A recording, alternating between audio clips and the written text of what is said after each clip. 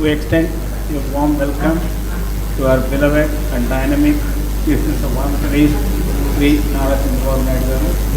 to the Green Hydrogen Summit being held here today.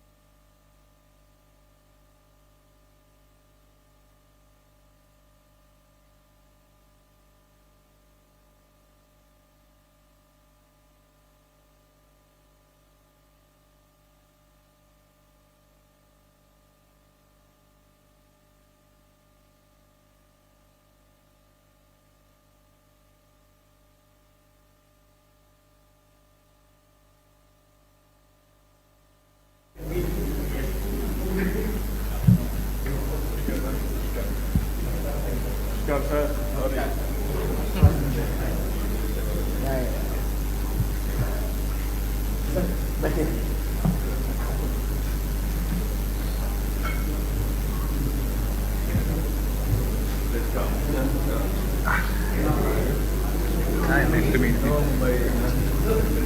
From State for Communication. I have heard about you. Oh, thank you. Hope it's not bad. No, it's all good. People doing good work. Okay.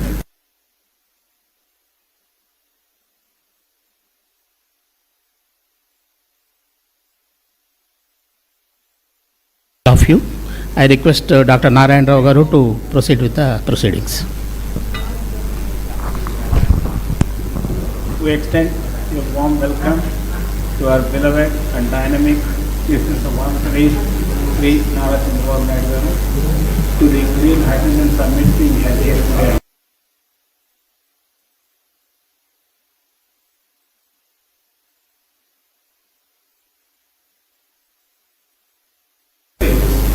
Like accountancy and others. So SRM University has already developed indigenously an electrolyzer which can produce 500 kilograms of hydrogen per annum and it is scalable up to 150 tons. So we want to take it up in industrial level with the kind support and collaboration of the government and the industry. We want to set up innovation center here at SRMAP for hydrogen technologies. In the next 2 years, we assure and commit to the Honorable Chief Minister that we will develop a hydrogen power car between Vijayawada and Visakhapatnam with refueling facilities along the way. Also, this university proposes, and as you directed us on 11th March, to develop a hydrogen powered train between Hyderabad and Visakhapatnam where hydrogen is available. These two things we would like to do with the kind support of the government of Andhra Pradesh, the industry present here, and Ministry of Railways. Now I request Dr. Satyanarayan to speak, then we will go to Pranav Tanti.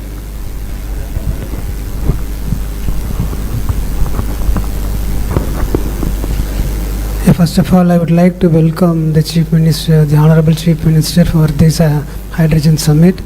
And I understand he's been away from Andhra Pradesh for the past 3-4 days, and he's very tired. But in spite of that, he has made it to this occasion. We are very happy to be hosting this event, as Professor Raut like told, we will be interested in producing hydrogen in the university, so, like, but for the industry, and also like we would be like interested in doing a prototype for a hydrogen train which can run between Vijayawada and the Visakhapatnam. So I request our Chief Minister, like who has always been readily helpful for us, to help in this initiative also. Thank you very much.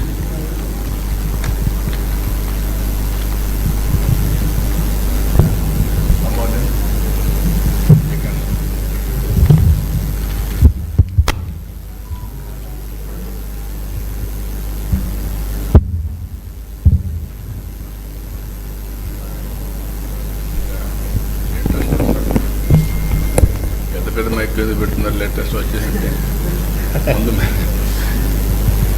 must be ahead of times. Okay, now I'm very happy to come this interaction session. After that inaugural session will be there. 2 days all of you are going to be here to finalize the agenda. Green Hydrogen Summit 2025. I welcome all of you. I want to hear from you now. We are taking all initiatives, how to go about brief introduction of the subject. Then we'll go to main meeting. I am assuring you, what all you bring new ideas and innovations. We are here to execute and produce proof of concept in a big way. That will be replicated nationally and globally. And also we will follow wherever there is a best practice or innovation, as it is, we will adopt it. We will work plus on that. That is our intention. I am very happy. Now we can interact. Sir, now I request Pranav Tanti, CEO and President of Switzerland Group, and they are very keen to invest for production of green hydrogen. I had a brief discussion with Pranav Tanti. They want to produce 40,000 tons of green hydrogen in Andhra Pradesh, provided the Honorable Chief Minister will provide necessary facilities. So now I request Pranav Tanti. Respected sir, other dignitaries, thank you so much for this opportunity. So I'll just spread a different version of Synergen, which is our company. Suzlon is obviously a wind turbine manufacturing company. Synergen is in the green molecules, green fuels. We have currently advanced stage development in Texas, Houston. 40,000 tons of hydrogen capacity and 200,000 tons of ammonia, green ammonia. It's an integrated plant. We have 250 megawatts of behind the meter solar and 500 megawatts of wind integrated with the grid. So this facility, it seems simple, but the biggest challenge that we have seen in the last 4 years of working on this thing is the aspects of commercialization. Right? It's various moving pieces. The typical pieces have been the land, water, and power. These 3 pieces needs to be very critically aligned, very close to the port, to make sure that the larger production actually is for an export market. The good quantum can be for the domestic market also. So the hydrogen piece is for the domestic, the larger component is for the export. So we are looking at a similar facility in India, in Andhra specifically, and we are exploring a lot of ports on the coast of Andhra. State has been blessed with several resources, blessed with the beautiful coastline, and I think that's where development of a lot of these ports, which your visions have been in a long-term visions, has been very important for us. So we will definitely commit. We are committing right now also 40,000 tons is the starting capacity, but going forward, a similar size can be double, tripled within the state. Now I request Dr. Saraswat honorable member of Niti Aayog, who is an author of, rather one of the authors of National Hydrogen Mission. Dr. Saraswat Saab. Sir, very good morning. I think I am okay. Are you ready? Very good morning. I am audible? Yes, sir. I am very happy to be present in this summit today. The National Green Hydrogen Mission, which has been announced in 2023 by our Honorable Prime Minister at a cost of 19,500 crores, stipulates certain major objectives. And one of them is that India should have 5 million tons of green hydrogen by 2030. And also there is a requirement that we should have 3 hydrogen valleys that should get formed. And the idea is Valley 1, Valley 2, Valley 3 will go from 5 million tons to 550 million tons and then 500 million tons. The purpose of this valley is not just to kind of production alone, but it is to create a complete ecosystem for that. All of us know that green hydrogen will become affordable only if we are able to bring down the cost of the electrolyzers. And the power is becoming more and more cheaper as well as cleaner. So already fortunately the renewable power in the country has come down to very low cost, and so there is no problem.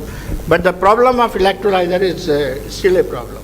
I personally believe that in Andhra Pradesh we have the right ecosystem, and one of the hydrogen valleys should be located here. And what we should do here is that with the help of many of our industry partners who are here today, we should set up a large-scale electrolyzer plant. And Dr. Narayan Rao mentioned that they have a technology. Yes. Certainly we can take that technology or beyond, or any other technology which is more suitable. But ultimately scale is important. Yeah. Sir, there is a figure I want to mention to you. Unless there is a scale of something like 5 terawatt hour, bringing down the cost of electrolyzer from today's approximately $600 per kilowatt hour to $130 per kilowatt hour, our objective of getting $2 and less the cost of green hydrogen is not feasible. This is a well documented, simulated figure, globally available. Now, it can have minor variation because India is a cheaper country in that sense, and we may be able to do it at a much lower cost. But scale is important. So that scale plant I request, with the help of your leadership and with the help of industry participation and technology is coming, we should do it. Second area, I would recommend that under the hydrogen valley in Andhra Pradesh, we should go for the storage of hydrogen. It's a major problem. Because hydrogen produced at one place but required at the other place. It requires that we should have gaseous hydrogen compression and storage facility. In India today, there is no large-scale type 4 cylinder facilities available in the country. Small scale somewhere is happening. We need to set up a large-scale type 4 cylinder plant here. Now that would take us for the complete ecosystem, not only manufacturing, testing also. So today we are sending all our cylinders to Germany for testing. I think we should set up a plant in Andhra Pradesh here and complete. We should be able to do it here in Amravati and in places. We should be able to set up that. Third thing is, sir, today a lot of presentation was there on the fuel cell. Ultimately, when hydrogen is used for mobility, it will have to need the fuel cells also. So another plant what is needed is that of the fuel cell. Dr. Lele made a very wonderful presentation just in the morning, and they have technology. Only what we have to do is again bring the industry today and set up a good fuel cell manufacturing facility that can be done. And for the purpose of mobility again, hydrogen can be carried as a gas, or hydrogen can be carried in the form of either ammonia or in the form of methanol or ethanol. I think the technology what they have of converting ethanol directly to hydrogen that can be used, or technology what we have developed, methanol directly to hydrogen that can be used for heavy duty trucking and marine applications.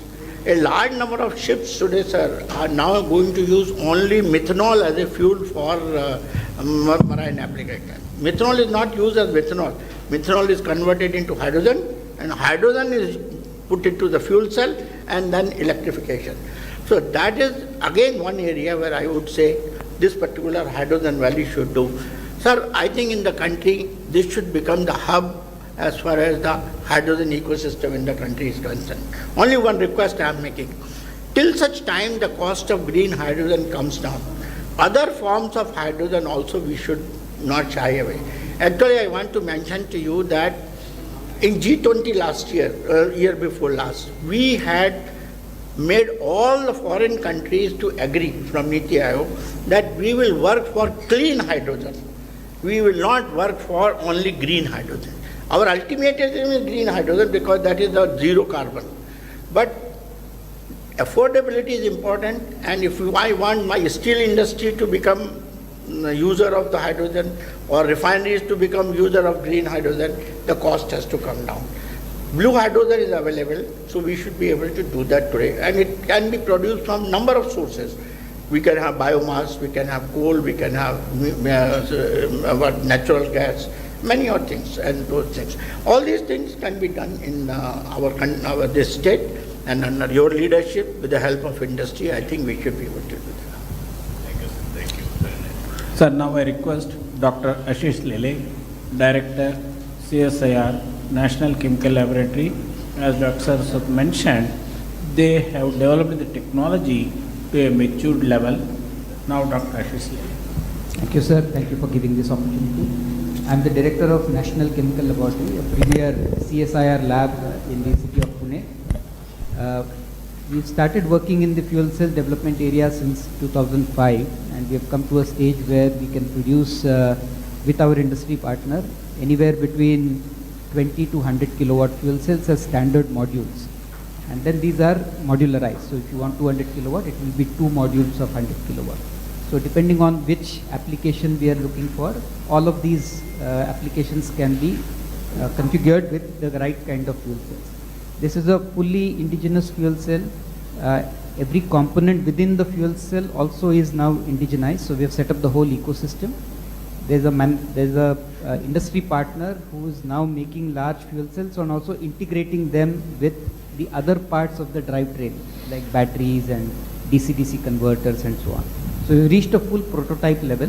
The first indigenous catamaran was launched by the Honorable Prime Minister last February. We have also demonstrated cars, buses, so all of it.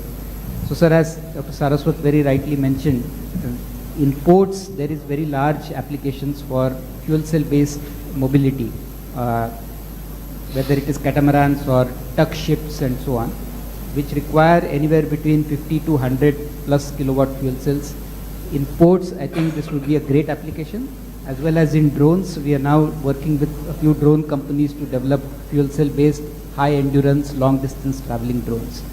So we'll be very happy to participate in any effort in Andhra Pradesh to take these technologies now to real commercial scale. We have done enough prototyping now. We are looking for opportunities to now scale up and commercialize. So very, very helpful. Thank you. So the Honorable Chief Minister is kindly aware that AM Green has set up their plant in Kakinada with a goal of producing 3 million metric tons of green ammonia. Now I request Dr. Ram Kumar, CTO of AM Green. Sir, respected sir, good afternoon, and thanks for this opportunity.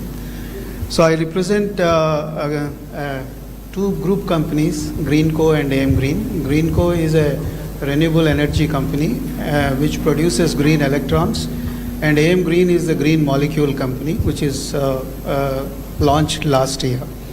So as Professor D.N. Rao was mentioning, already the Nagarjuna Fertilizers was acquired by us in Kakinada, and now there is a very brisk activity going on to convert this Nagarjuna Fertilizer plant into 1 million metric ton to start with 1 million metric ton of green ammonia. And to support that, sir, we are setting up 1680 megawatts of electrolyzer capacity for producing green hydrogen, because with green power and green hydrogen we are going to produce the green ammonia. And sir, you will be very happy to know that from Andhra Pradesh, for the first time in the country, we have finalized the supply contract for November 27 from Kakinada Port to supply green ammonia produced in Kakinada all the way to Europe to Uniper, a company, German-based company.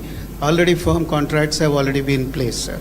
Our first supply will start by end of November 2027. And apart from this, sir, you are already aware, I was told that you and your other cabinet colleagues have already visited world's largest pump storage hydro project at Pinnapuram, which is nearer to Kannur. And sir, the distinction of this project is that it is a 2 gigawatt capacity storage where greenfield lower reservoir of water and upper reservoir of water has been created.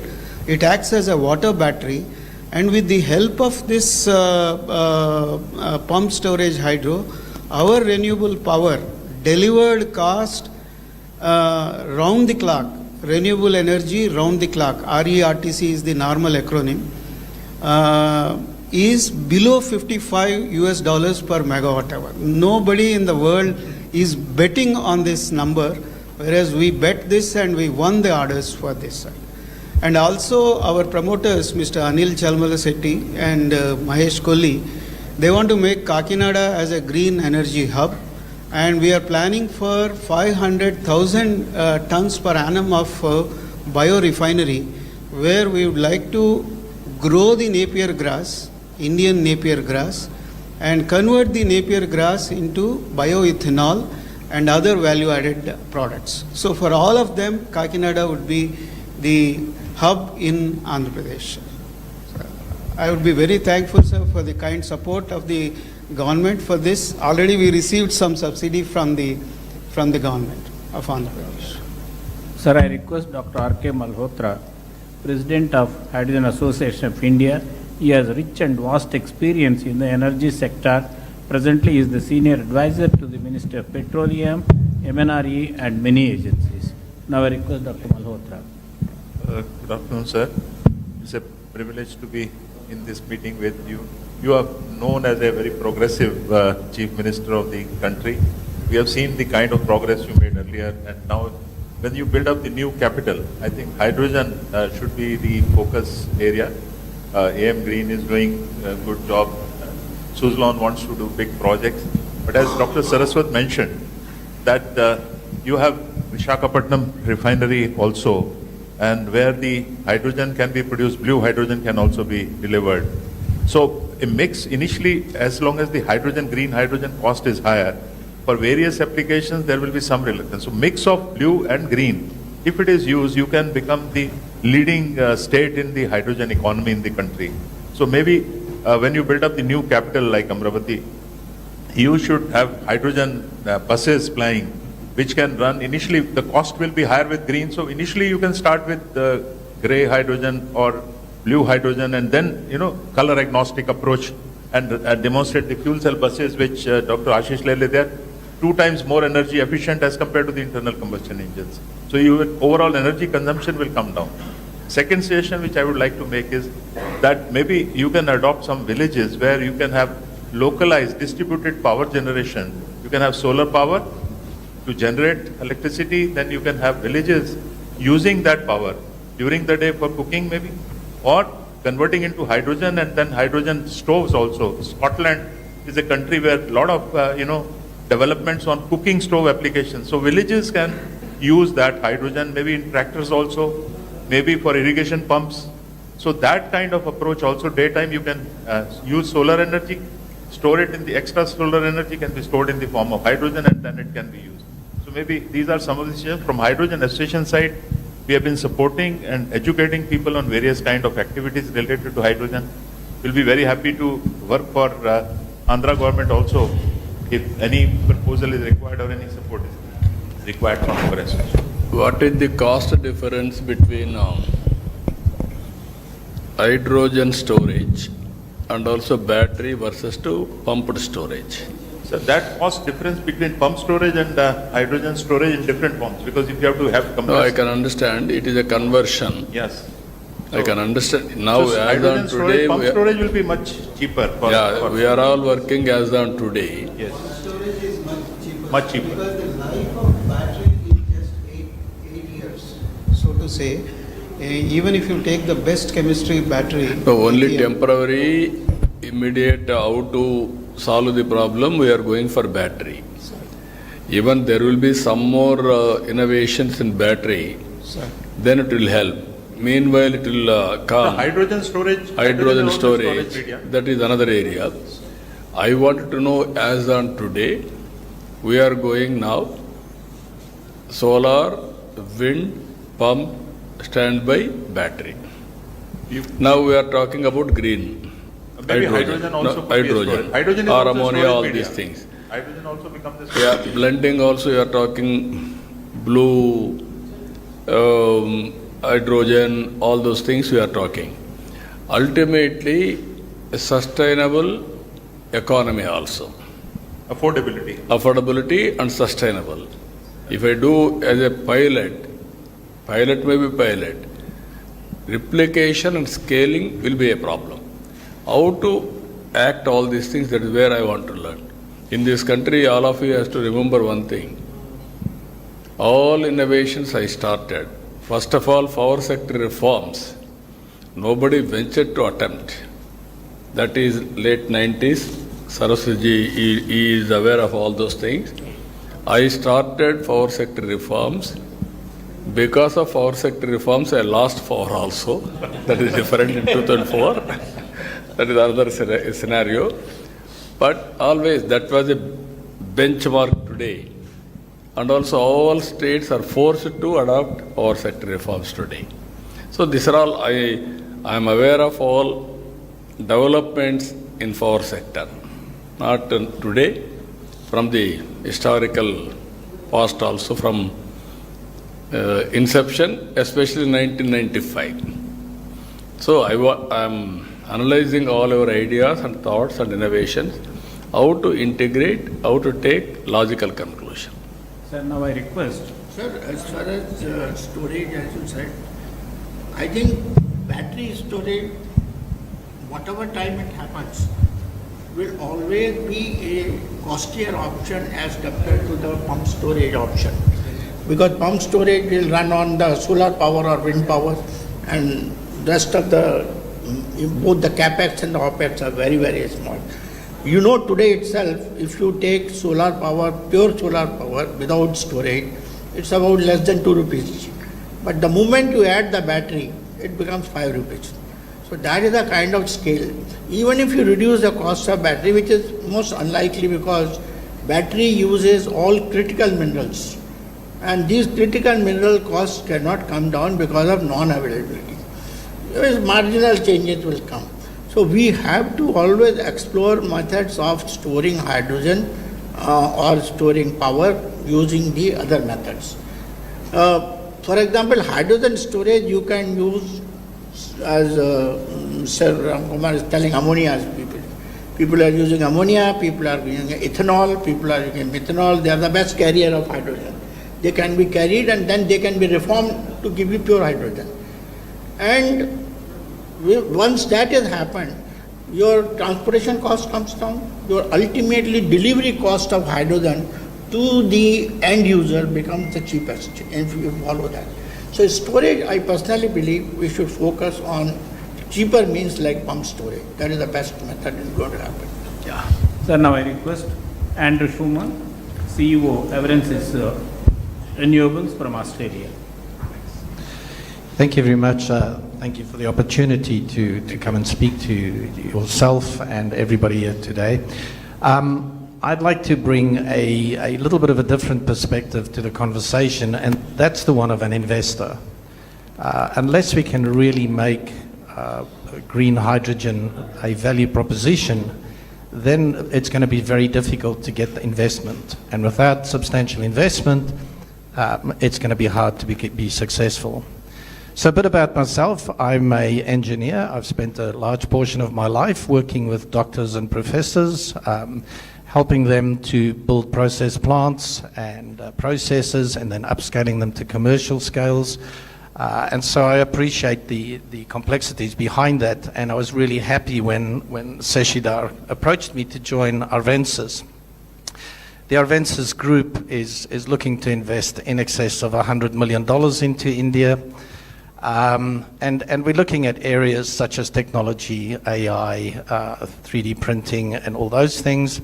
We're also looking at renewable energies, and we're also looking at e-waste recycling. Okay.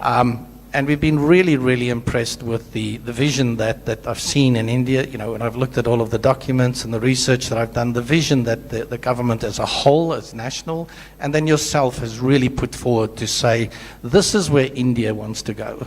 I really wish that Australia would have that same vision and be so clear about it. People are very scared to commit to any technology, whereas you have been very, very good with that. And so for me, from an investor perspective, you know, we're going to be starting off. We're working with to get permission from NREDCap to start our first 12-ton per day biogas plant, and we plan to rapidly expand that to 50 tons per day. Thank you. Please go ahead. Yeah, go ahead. Okay, please go ahead. Yeah. Okay, please go ahead. Oh, okay. So we're going to be rapidly upscaling that to 50 tons per day. And we've always been looking at, rather than just staying at biogas, how do we extend that into green hydrogen? So I've started doing quite a bit of research into, you know, how do we de-risk this from an investor perspective? What are the things that we need to do to ensure that the demand side is there? And it was really good for me to hear the esteemed doctors all around the table all saying we need the demand side to get there. We need to get other applications other than just the fertilizer industry and the petroleum enrichment industries. We need to look at how do we actually increase the demand? And then on the other side, how do we look at the supply? Now, being a biogas provider or investor in that, I feel a little bit, you know, like the orphan child. If I look at the scheme that's been put in place for the development of green biogas, it's all about electrolysis, okay? And the generation of green hydrogen from the biomass itself is really relegated to projects and research sort of initiatives.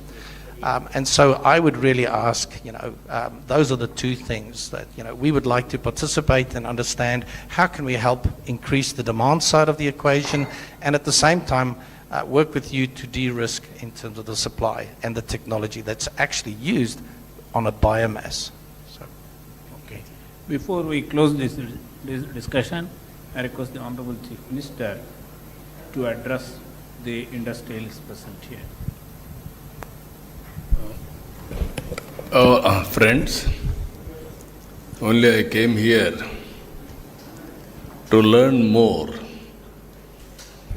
and also adopt all those new technologies, new innovations, ultimately how to reduce the cost of energy.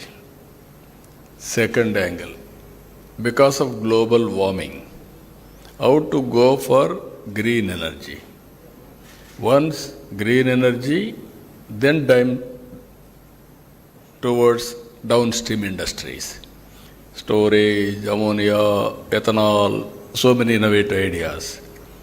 So I am very happy to listen all of you. 2 days you are going to be here. We are having a clear policy. Even our Prime Minister is working in a big way. 500 gigawatt capacity on green energy. That is his mission, with the downstream product also. What all you recommend, and then we'll start working in that direction. I am very happy, as a planning Niti Aayog member has rightly mentioned, Andhra Pradesh will be hydrogen valley. I am assuring you that it will happen. Towards that, how to bring all technologies for convergence and innovations for convergence. Both will work it out. Every year, if necessary, we will review our performance also from now onwards. Benchmarking. Where are we? next year what is the target, then how to move forward. You want to do any experiments, best place is Andhra Pradesh. I am assuring you, you test all your R&D research here. And then we'll implement any innovation, you need proof of concept. Otherwise, it is only innovation. That proof of concept we'll produce here and we'll scale it up. We'll take nationally, globally, wherever it is having demand. So I'm very happy for that today, because there is a seminar also. We'll go there. After that, we will have discussions. After 2 days discussions, what all you recommended, my chief secretary is looking after energy. He is also having long standing in energy department. I think he is the senior most energy secretary in the country. So, he is the senior most. So I'm very happy to associate with you. We'll work together. Thank you. We are very much grateful to the Honorable Chief Minister for having this discussion with representatives of industry and R&D organizations. Thank you, sir. We will come back to the government with the recommendations in summit. Thank you.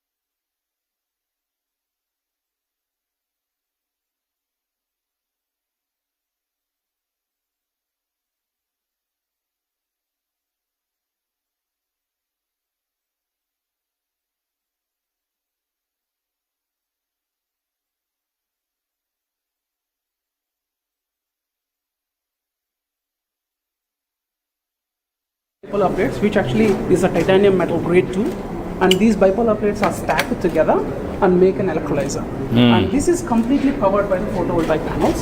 So since we are sitting inside, we kept the LED lamps there. So that the solar panel PVs will generate the electricity, and they are directly coupled to it. And right now they are generating oxygen here and hydrogen there. And the whole objective of our project is that the hydrogen electrolyzers plays a crucial role in making into a green ethanol as a project, sir. So we are developing a green hydrogen generation by using a waste, all the agricultural waste. We put it in a gasifier. It generates a syngas, carbon monoxide and hydrogen, and that requires our green hydrogen electrolyzer. We attach extra hydrogen and we ferment the syngas using our fermentation technology, and we make a ethanol, sir. So in this process, the complete waste will actually convert into ethanol. So typically 1 ton of any biomass, like bagasse or anything, it is very 2,000, 3,000 rupees worth. But we can convert into 1,200 liters of ethanol. Yeah. So 1 liter of ethanol is costing 71 rupees. So it's a very value addition. So from the agricultural rice point of view, every farmer will get huge amount of margin, not only from the crop, from the waste. So this is the whole project, sir. We want to propose for the... Good. Thank We will work it out. From KP Industries.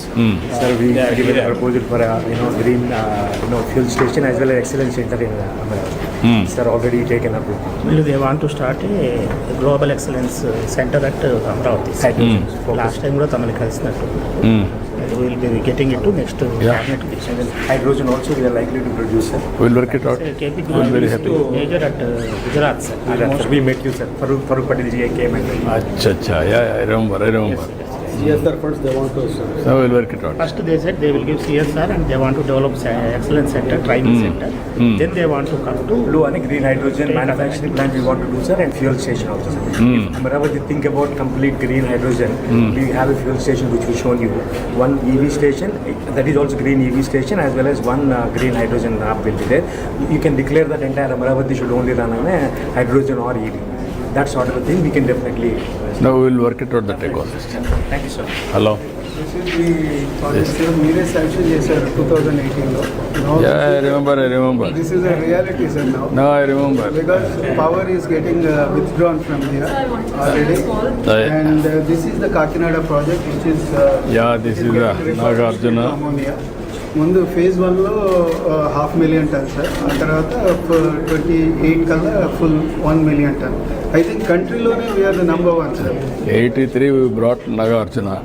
Now you are converting. Yes, interesting. Dr. Pankaj Patak wants to explain recycling of e-waste. Sir, we are having a different approach of recycling the e-waste through hydrometallurgical process. So right now we have developed a technology which is going to be for upscaling this TRL profile, where we are having the cathode material and we are having the selectivity of the metal like lithium, cobalt, nickel, manganese. We can select it later, and later on we can make up for the battery manufacturing. So we have made the precursor and that can be used for the battery manufacturing. So these are the things we are having it, and also we are going to run for the pilot scale. Okay, very nice.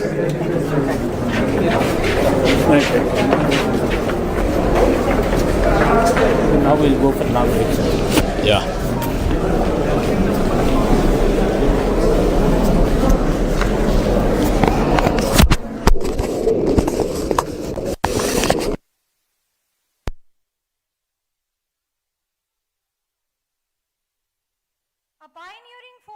In modern governance and a leader whose unwavering commitment to innovation, sustainability and public service continues to shape the future of Andhra Pradesh. Thank you for gracing this summit, sir. We now request Professor D. Narayan Rao, Executive Director, Research, SRM Group of Institutions, to kindly lead the dignitaries onto the dais.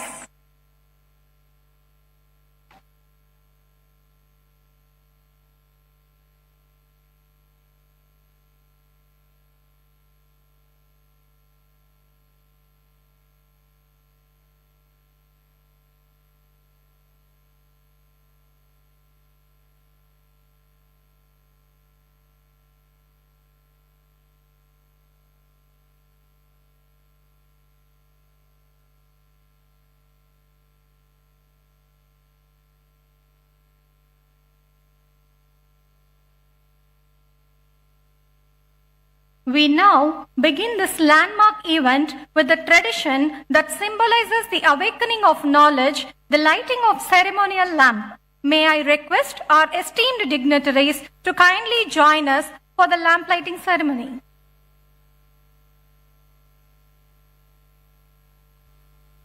Let us begin with the welcome address by Dr. P. Satyanarayanan, Pro-Chancellor, SRM University, Andhra Pradesh. We request you to kindly deliver the welcome note, sir.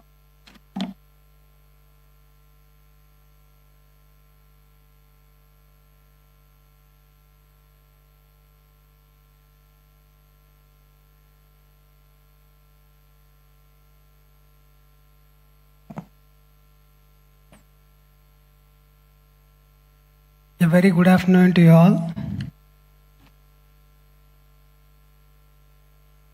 Esteemed guests, scientists, policymakers, innovators, and friends. At the very outset, I extend our deep gratitude to the Honorable Chief Minister of Andhra Pradesh for his presence and his unwavering support for clean energy innovation. Sir, your leadership in advancing renewable energy, hydrogen infrastructure, and world-class research ecosystem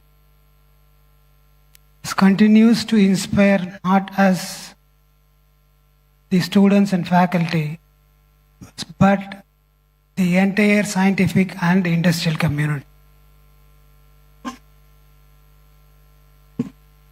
I warmly welcome Dr. V.K. Saraswat, Honorable Member of Niti Aayog, Dr. Pemesini Chandrasekhar, Honorable Minister of State for Rural Development and Communications, Shri K. Vijayanand, Chief Secretary, Government of Andhra Pradesh, Dr. Ashish Leela, Director CSIR, National Chemical Laboratory, Dr. Sujit Pillai of National Hydrogen Mission MNRE, Dr. R.K. Malhotra, the President of Hydrogen Association of India, Mr. Pranav Tanti, the President and CEO of Synergen Green Energy Inc. USA, Mr. Anil Kumar, MD and CEO of GreenCo, and all other distinguished delegates and the participants. It is a true pleasure to welcome you all here to this Green Hydrogen Summit, a platform that reflects our shared commitment to a cleaner, more sustainable, and forward-looking energy future. This is just not about saving the earth. It is about saving ourselves. The earth will continue to exist regardless of climate, temperature, and terrain. But we, the ecosystem that support the human life, need balance to survive. What's truly at stake is not the planet, but the environment stability we depend upon, air we can breathe, water we can drink, and the temperature we can live with. Our ongoing dependence on non-renewable energy, fossil fuels that pollute the air, warm the planet, and degrade the ecosystem is pushing towards a future that is just not uncertain, but hazardous to human existence.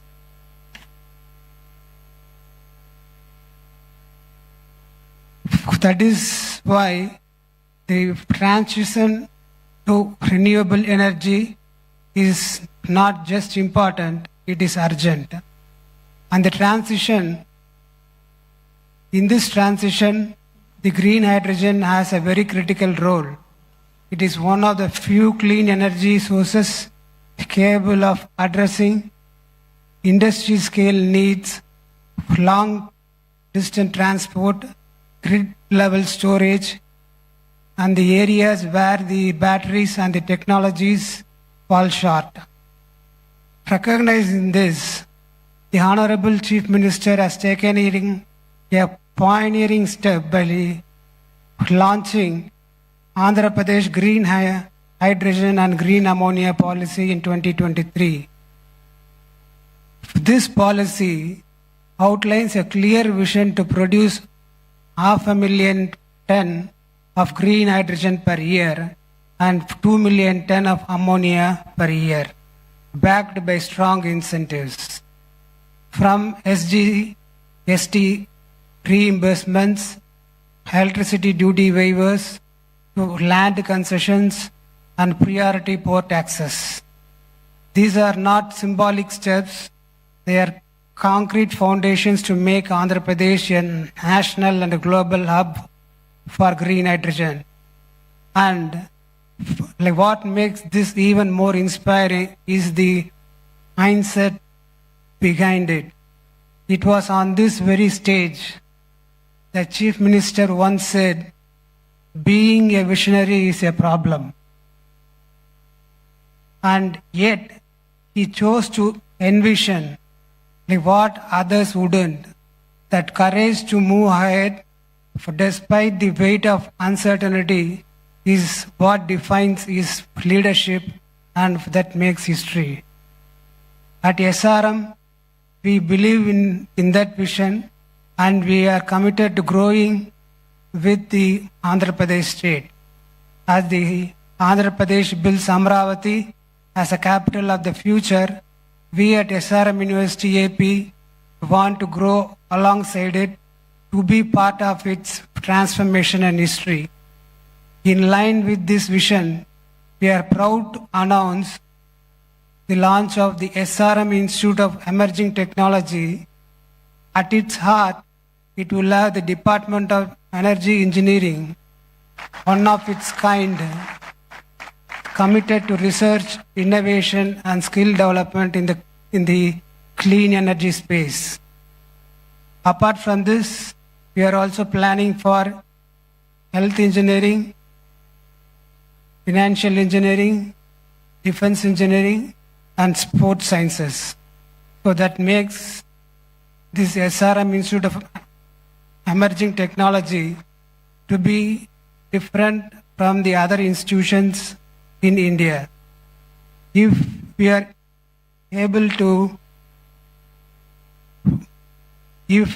to be the last generation to depend upon fossil fuels, then the next generation must be the first to lead the clean energy revolution.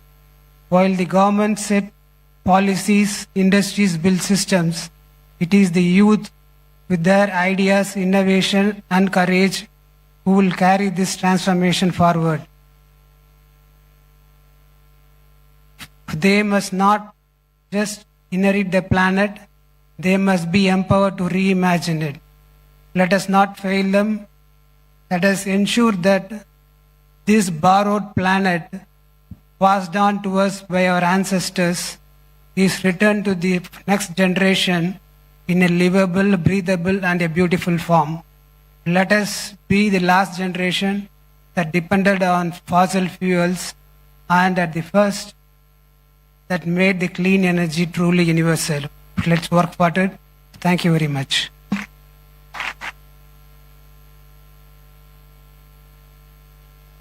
Thank you, sir, for your warm and inspiring words and for always motivating us to dream big. We now invite Professor D. Narayan Rao, Executive Director, Research, SRM Group of Institutions, to set the stage by introducing the vision and purpose of Green Hydrogen Summit.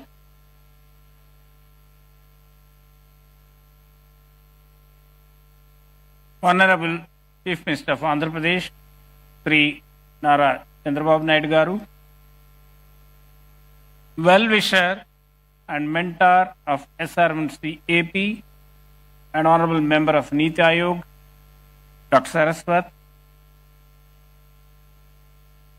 very sharp and young Minister of State for Rural Development and Communications, Dr. Pemasani Chandrasekhar, President of SRM Group, Dr. Satyanarayanan, the Chief Secretary, Sri Vijayanand, the well-known industrialist, Mr. Pranav Tanti, Professor Malhotra, President of Hydrogen Association of India, Dr. Ashish Lele, Director, CSR, National Chemical Laboratory, Pune, Dr. Sujit Pillai of the National Hydrogen Mission of MNRE, my colleague, Professor Satish Kumar. I extend a warm welcome to all of you, particularly the industrialists who came from different parts of the country and abroad, the delegates of the Hydrogen Summit, scientists, faculty members, research scholars, and my dear friends of print and electronic media. Once again, I have a great pleasure inviting all of you to the Green Hydrogen Summit 2025 being held at SRMST AP today and tomorrow. India's deep commitment to aspirational climate goals, which the Honorable Chief Minister also mentioned in the last few minutes in the discussion meeting, these commitments have been widely acknowledged by the Committee of Nations. India plans to become energy independent by the year 2047. The Union Cabinet approved several science and technology missions, including the prestigious National Hydrogen Mission with an impressive outlay of 19,744 crores of rupees. The key objectives of the mission are making India a leading producer and supplier of green hydrogen to the world, reduction in imported fossil fuels. Expected outcomes of the mission by 2030 are development of green hydrogen capacity of 5 million metric tons per annum, indigenous development and manufacturing of electrolyzers, creating opportunities for employment and economic development. Hydrogen, with its remarkable attributes of high energy density, zero emissions, has a wide variety of applications. With the permission of the Honorable Chief, I want to mention some of the potential applications in this country. Ministry of Road and Transport and Highways will enable adoption of green hydrogen in the transport sector. Ministry of Ports, Shipping and Waterways will play a crucial role for establishing capabilities for export of green hydrogen and its derivatives. Now, hydrogen-powered drones are becoming very popular all over the world. The Honorable Chief Minister has created Drones Corporation of Andhra Pradesh, which could consider to develop hydrogen-powered drones. This will be the first state in the country to develop hydrogen-powered drones. Ministry of Petroleum and Natural Gas will be facilitating uptake of green hydrogen in refineries and city gas distribution. Green steel. Steel production is one of the potential sectors where green hydrogen can replace fossil fuels. Ministry of Steel will drive adoption of green hydrogen in the steel sector. European countries say we will import only green steel. So this is a great opportunity for Visakhapatnam steel plant to go for steel production using hydrogen. Now I have a request to the young Minister of State for Telecommunications. The backup power requirement of telecom towers presents an apt opportunity to deploy reliable and on-demand renewable energy solutions. Sir, it is estimated that these towers in the country consume about 2 billion liters of diesel every year. So hydrogen could be considered as a backup energy source. Ministry of Railways is working on transitioning towards adoption of green hydrogen in view of its ambitious plan to reduce the carbon footprint. Ministry of Railways has already developed a hydrogen-powered fuel cell-based train with 10 coaches, and the pilot hydrogen-powered train will be demonstrated in September 2025, that is the next 2 months, between the stations Jhind and Sonepat in Haryana. In March 2025, the Honorable Chief Minister directed SRM University AP to develop a hydrogen-powered train between Hyderabad and Vijayawada. Then immediately Chief Minister said, no Narayan Rao between Hyderabad and Visakhapatnam. Yes, sir, we are at it. Now, yeah, please.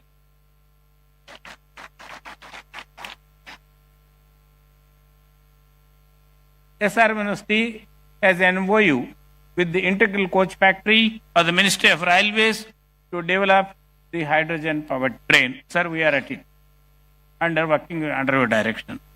We earnestly request the kind support of the Honorable Chief Minister and the Ministry of Railways for the development of this hydrogen powered train as a flagship project of the state of Andhra Pradesh. Sri Chandrababu Naidu, as an intellectual, is attracted by the aesthetic beauty of science and technology. And as a people's leader, he is greatly attracted towards technology and the promise it holds to transform the state of Andhra Pradesh and its economic development. Let's give a big applause to the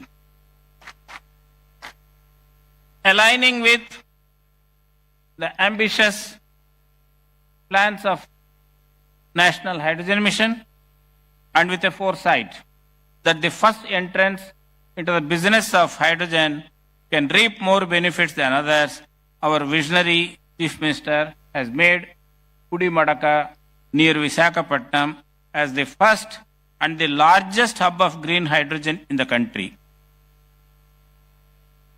The Visakhapatnam Hydrogen Hub will be producing about 1.5 million metric tons of green hydrogen per annum, 3 million metric tons of green ammonia, methanol, etc.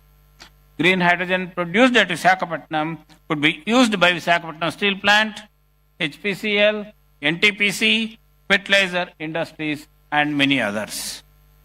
Sir, I am glad to inform the Honorable Chief Minister and the august audience present here that the faculty members of SRM University AP have indigenously developed an electrolyzer which the Honorable Chief Minister just now visited. This can produce 500 kilograms of green hydrogen per annum, and it is being demonstrated during summit. It is scalable to produce 150 tons of green hydrogen per annum. We request the Honorable Chief Minister to consider industry, university, government collaborative venture. We propose to establish an innovation center at SR Ministry AP to develop indigenous technology to produce, store, and utilize hydrogen as a green fuel.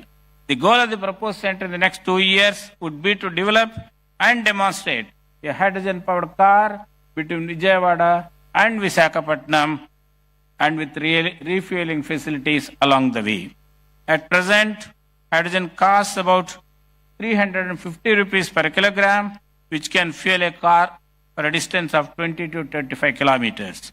The proposed innovation center could bring down the cost to 200 rupees per kilogram of hydrogen by developing more efficient catalysts for electrolysis and reducing the power consumption for producing hydrogen. Sir, you are kindly aware that on 30th June 2025, the government of Andhra Pradesh approved Amaravati Quantum Valley Declaration.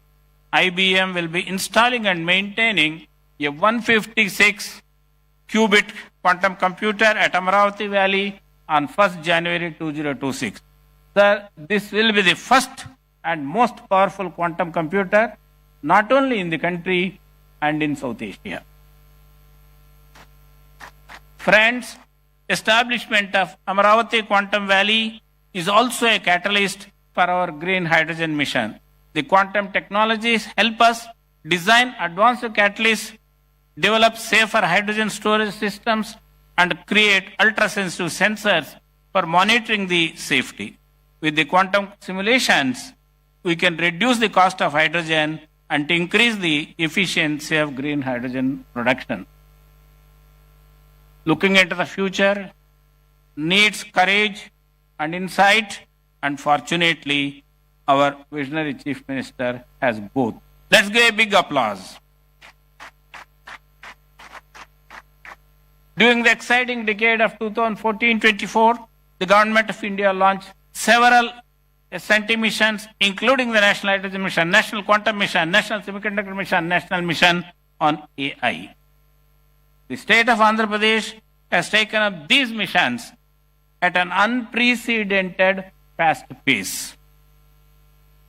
Dear friends, with all these technological advances and the vision and dynamic leadership of our beloved Chief Minister, the state of Andhra Pradesh will be very different from what it is by 2047, Swarnandhra 2047.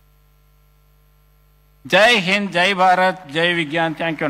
Now I request all of you to give a standing ovation to this dynamic, visionary Chief Minister.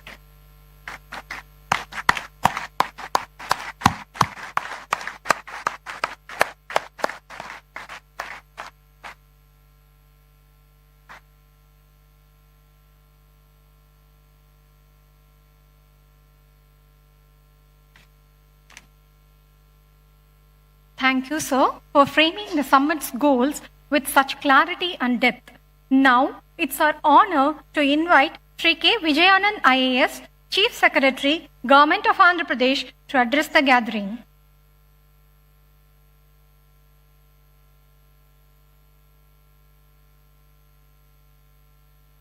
Honorable Chief Minister of Andhra Pradesh, Sri Nara Chandrababu Naidu Garu, Honorable Member of Niti Ayog, Dr. V.K. Saraswat Garu, Honorable Minister of State for Rural Development Communications, Dr. Chandrasekhar Pemasani Garu, Pro-Chancellor SRM University AP, Dr. P. Satyanarayan Garu, distinguished guests, esteemed faculty, students and industry leaders and media. A very good morning and warm greetings to all of you. It is a privilege for me to be part of this transformative gathering, the Green Hydrogen Summit 2025, which is hosted by SRM University and New and Renewable Energy Development Corporation, Government of Andhra Pradesh. This summit is a testament to our collective commitment to building a sustainable future powered by clean energy. Today, we have gathered here to discuss one of the most transformative energy solutions of our time, that is green hydrogen. This summit is not just a platform for dialogue, it is a call to action for governments, industry, and academia to collaborate in building a sustainable and resilient energy ecosystem. I extend my heartfelt gratitude to SRM University for graciously hosting this summit and providing a platform for collaboration, innovation, and progress in clean energy sector. As the world confronts the urgent challenges of climate change, the transition to green energy offers a compelling and scalable solution to all of us. This pathway not only decarbonizes our energy systems, but also redefines industrial processes, transportation, and agriculture. Green energy derived from solar, wind, hydropower, geothermal, and biomass is the foundation for this transition. It is a clean, renewable, and resilient energy system. By harnessing this energy to produce green hydrogen through electrolysis, we unlock a versatile fuel that emits only water when it is used. Green hydrogen is rightly called the Swiss knife of decarbonization because, due to its wide-ranging applications from refining to steel making to aviation and shipping. The green hydrogen ammonia value chain is critical for decarbonization in particular. It enables deep emission cuts in hard-to-abate sections like steel, cement, and heavy transport.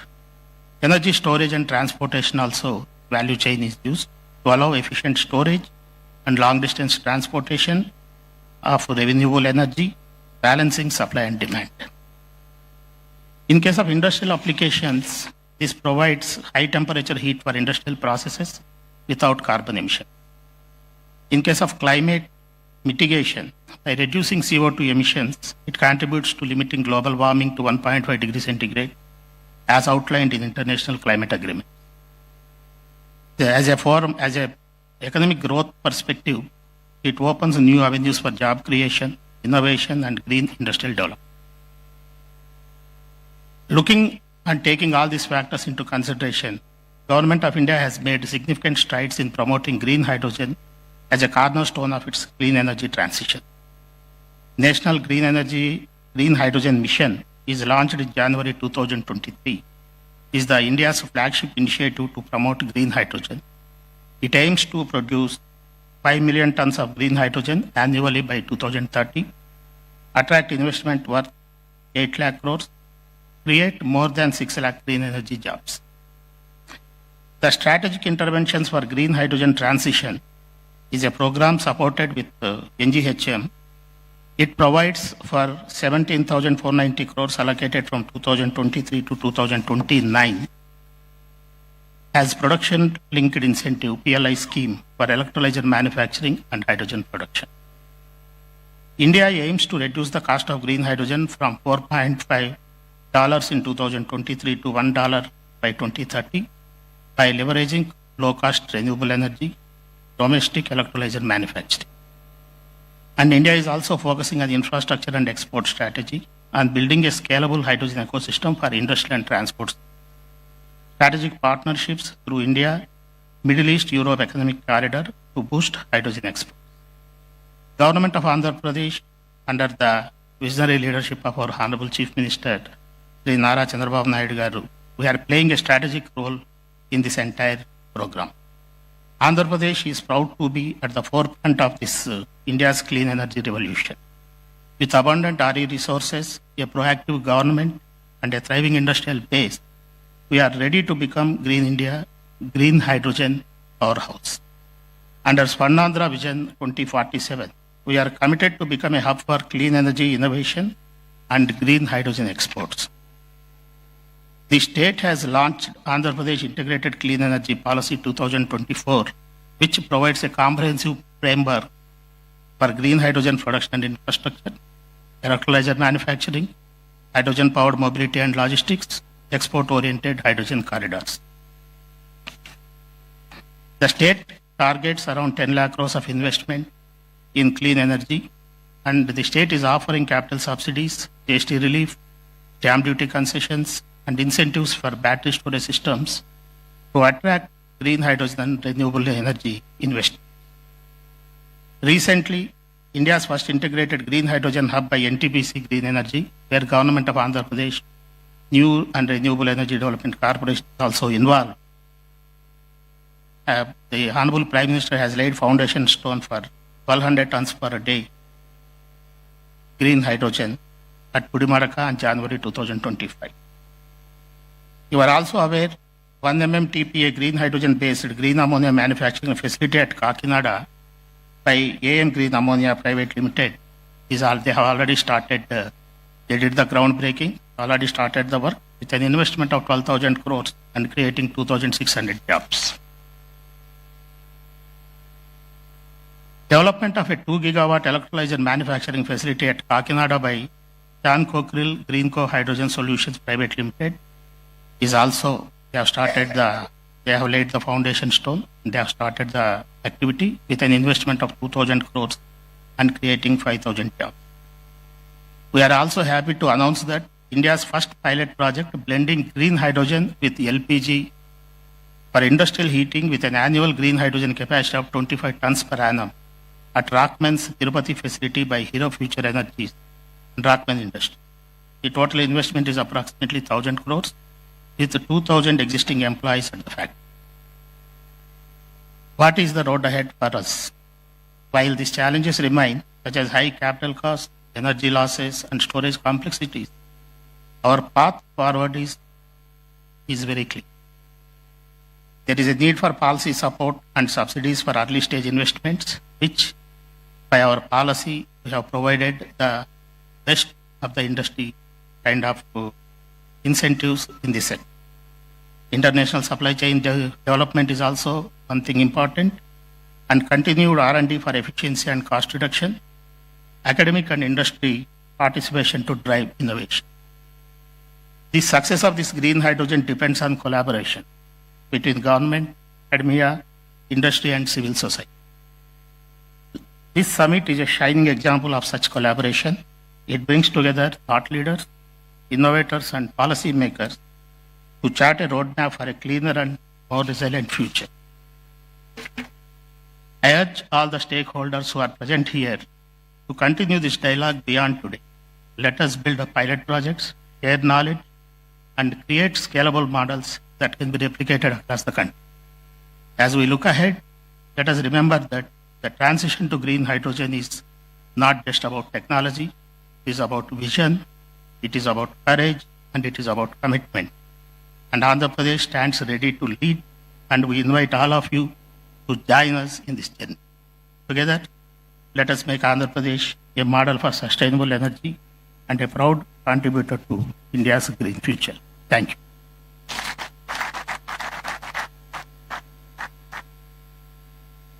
Thank you, sir, for your insightful address. It's our honor to invite Sri Pranav Tanti, President and CEO, Synergen Green Energy, to address the gathering.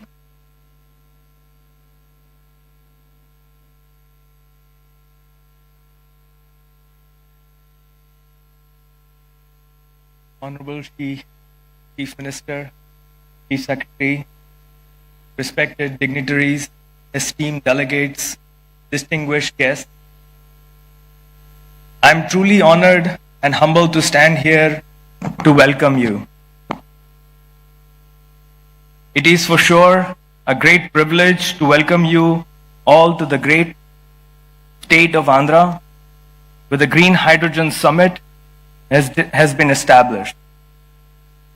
Andhra Pradesh is delighted to host this remarkable gathering of visionaries, industry leaders, policymakers, future generations, and experts who share a common goal: to harness the potential of green hydrogen as a pivotal force in the transition towards a sustainable and clean energy future. If I can pause and ask a basic question, why hydrogen? What makes hydrogen so special? Hydrogen is the simplest element. It is the most abundant element. So why hydrogen? Well, the answers are in the challenges that we all face in this energy transition. In the renewable space, in the green space, we all face the issues of expansion beyond a certain capacity. All of us have been working with electrons for many decades, and we know that electrons are very notorious. They don't like to be told what to do. They don't like to be stored. They don't like to be moved around. And I can go endless. We've seen many challenges of the grid, challenges of the green power. I think hydrogen and hydrogen's derivatives is a simple solution. We need to figure out how do you make a transition towards a molecule. A green electron to a green molecule gives those answers. Hydrogen is pivotal in transforming the electrons to molecules to unlock the potential to store, to transport, to consume the green electrons when you need it. Basically pivotal in displacing the fossil fuels. Andhra Pradesh, with its strategic initiatives and commitment to clean energy, is proud to lead the way in fostering discussions and collaborations that will drive innovations in the green hydrogen. This all comes with a great vision that the policymakers, the chief ministers, the dignitaries have. This summit serves as a vital platform for exchanging ideas, showcasing advancements, and exploring opportunities for collaborations across sectors. Our company name, Synergen, is coined using two terms: synergy and hydrogen. It's simple as it stands. We strongly believe that the key to unlocking the next phase of expansion is undoubtedly collaboration. We all need to come together as one force to make it a success. We are in the advanced stages of development of green hydrogen and green ammonia manufacturing facility with the capacity to manufacture 40,000 tons of green hydrogen in the state of Texas in US.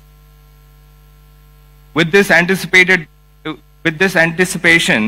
we believe that the commissioning is possible in 2028, and a combined capex of renewable energy and a green fuel of $2 billion. This was only possible because of the efforts we put in fostering partnerships and collaborations over the last 4 years. Throughout this summit, let us engage in meaningful dialogue, challenge conventional thinking, and inspire one another to take bold steps towards achieving the common objective. Your insights, experiences, and commitments will lay the groundwork for transformative change. Once again, welcome to the Green Hydrogen Summit at Andhra Pradesh. Let us harness the power of collaboration and innovation to fuel the sustainable future for the generations to come. Thank you. Thank you, sir, for your inspiring message. It's our immense privilege to invite a distinguished architect of India's science and technology policy, Dr. V.K. Saraswat, Honorable Member, Niti Aayog, Government of India. A driving force behind India's strategic advancements, Dr. Saraswat's insights continue to shape the nation's innovation landscape. We request you to deliver the keynote address, sir.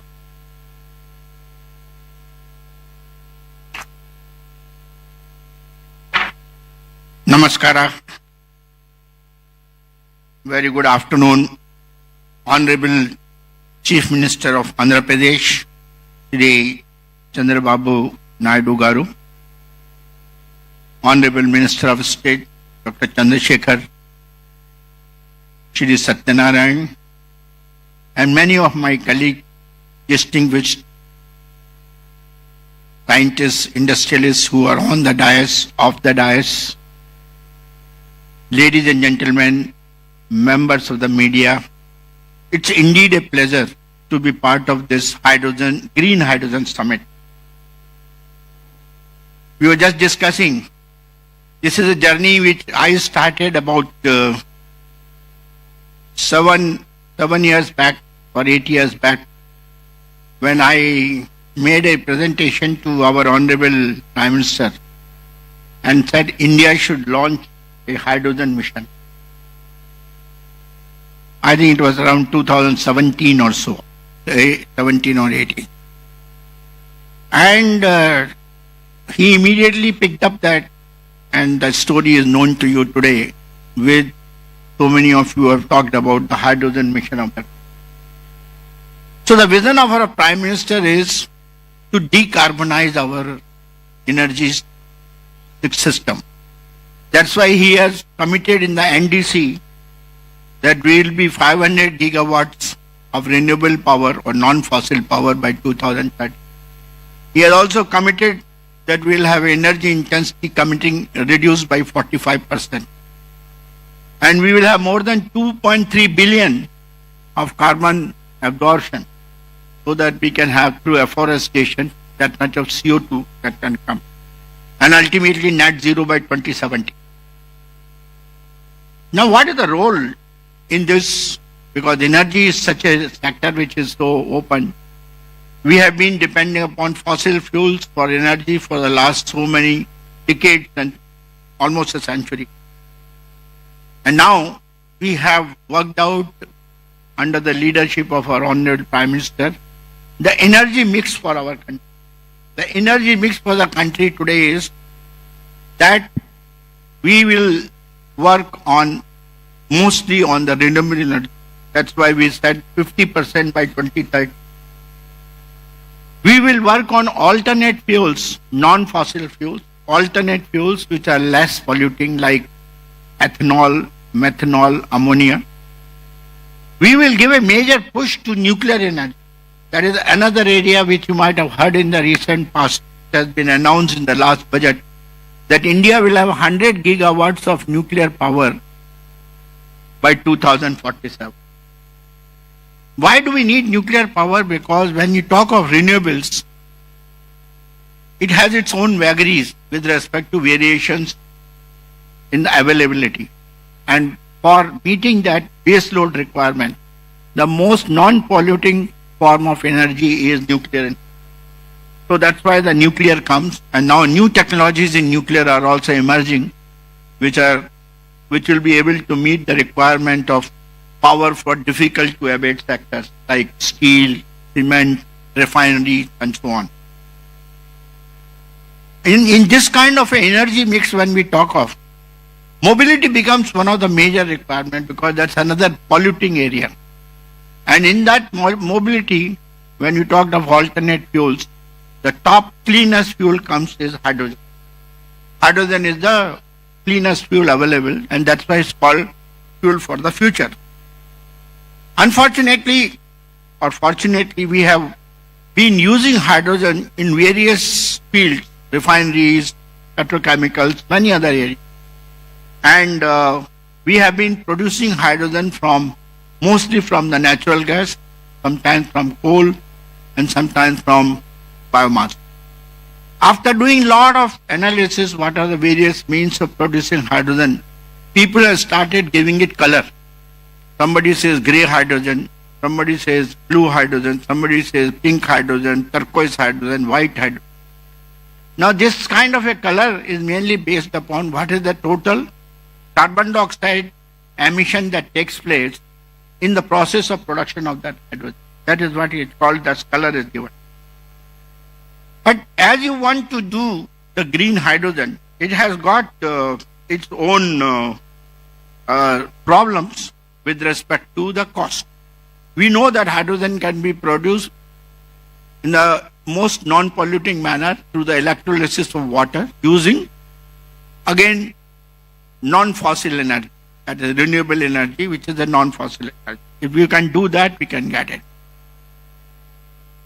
But while the cost of renewable energy has come down, but the cost of electrolyzers, which are responsible for electrolysis of water, is even today very high, which results into a differential of almost $4 to $5 with respect to the cost of gray hydrogen or blue hydrogen for that of the green hydrogen. Now, one of the major things which our Honorable Prime Minister mentioned when the National Hydrogen Mission was announced, that as a target, most of the industries should switch over to the use of green hydrogen, so that progressively over a period of time we can 100% switch over to green hydrogen. Knowing very well that to start with green hydrogen is not affordable. But when from Niti Aayog, we started interacting with various industries, whether it was the steel industry or the cement industry or refineries, everybody came to only one point, sir, there is no way we can change over. Two reasons. One is the affordability, because unless the cost of green hydrogen comes to less than $2, the steel industry will say, my cost of production of steel will go up by about 20 to 30%, so I'll remain non-competitive. And same is the story with other sectors also. So what is the answer for that? But we have to ultimately reach the green hydrogen because that is the most non-polluting. In that case, there are intermediate steps that we can take. So that is why in the morning, Dr. Malhotra and Ram Kumar ji and Dr. Lele, everybody talked that we should work on blue hydrogen so that we can penetrate into the industry at the earliest.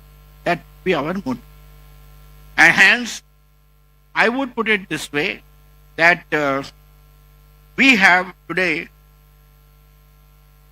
knowing this problem, that, and the world also has recognized this problem of affordability of green hydrogen. So in the G20 discussions, when the G20 was held in India, there was a major dialogue among the various nations. And all nations, after a lot of discussion, said that I think the mission name should be changed from green hydrogen to clean hydrogen. And if those of you who had a chance to see the declaration, final declaration, I think it is, that word has been changed to clean hydrogen. And if you now look at the speeches made by most of the Americans and the Japanese and the Germans, everybody is nowadays talking of clean hydrogen.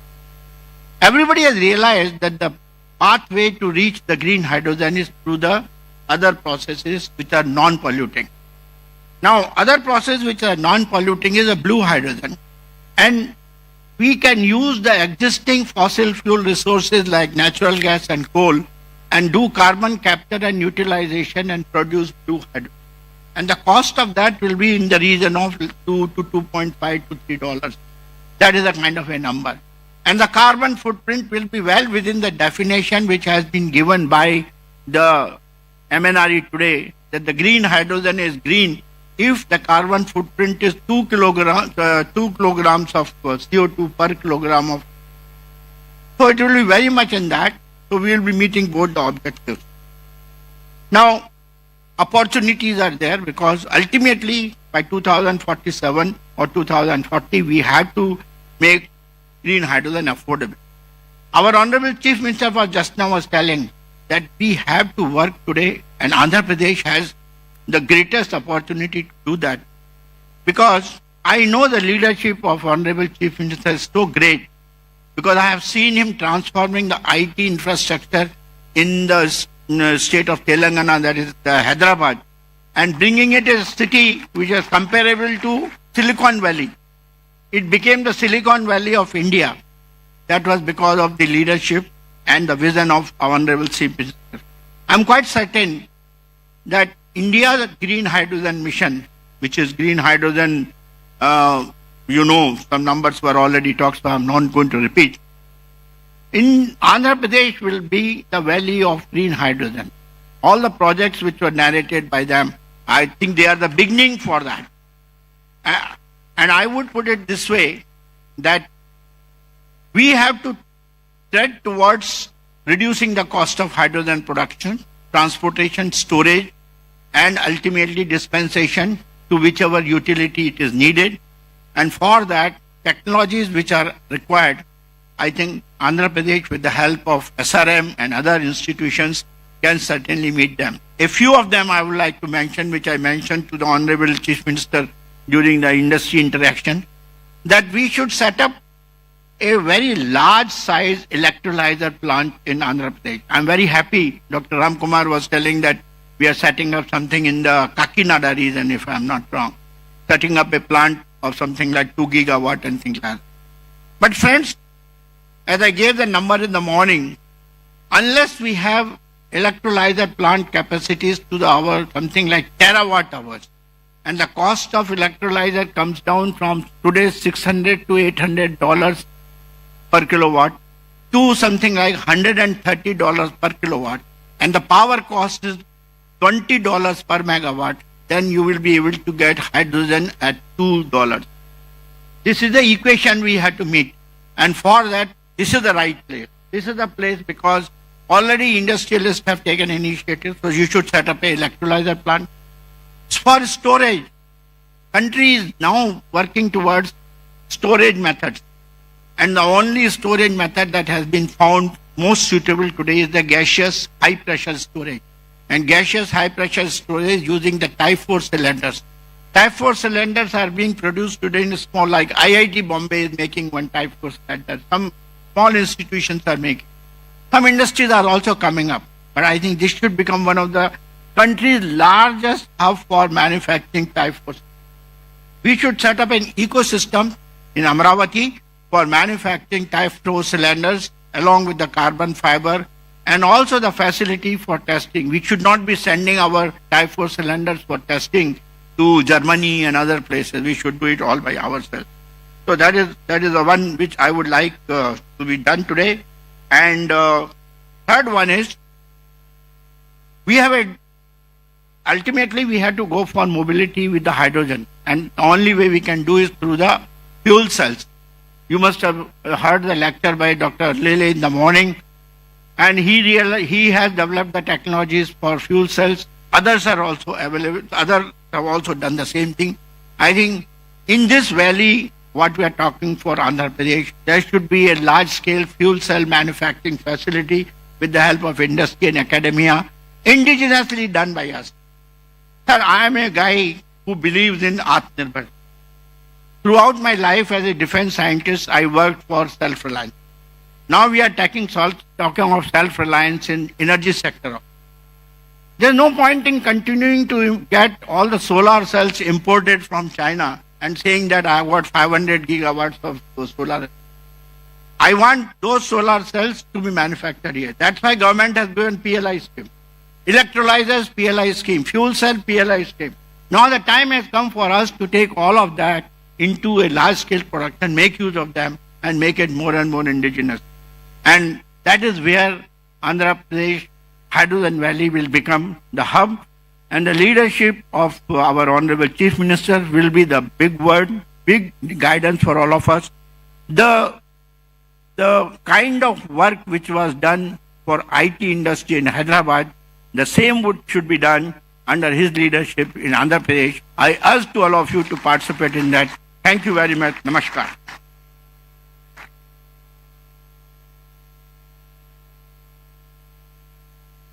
Thank you, sir, for your inspiring words and for highlighting the critical role of green energy in shaping the future of India's mobility and infrastructure. Now, I request Dr. Chandrasekhar Pemasani, Honorable Minister of State for Rural Development and Communications, Government of India, to address the gathering.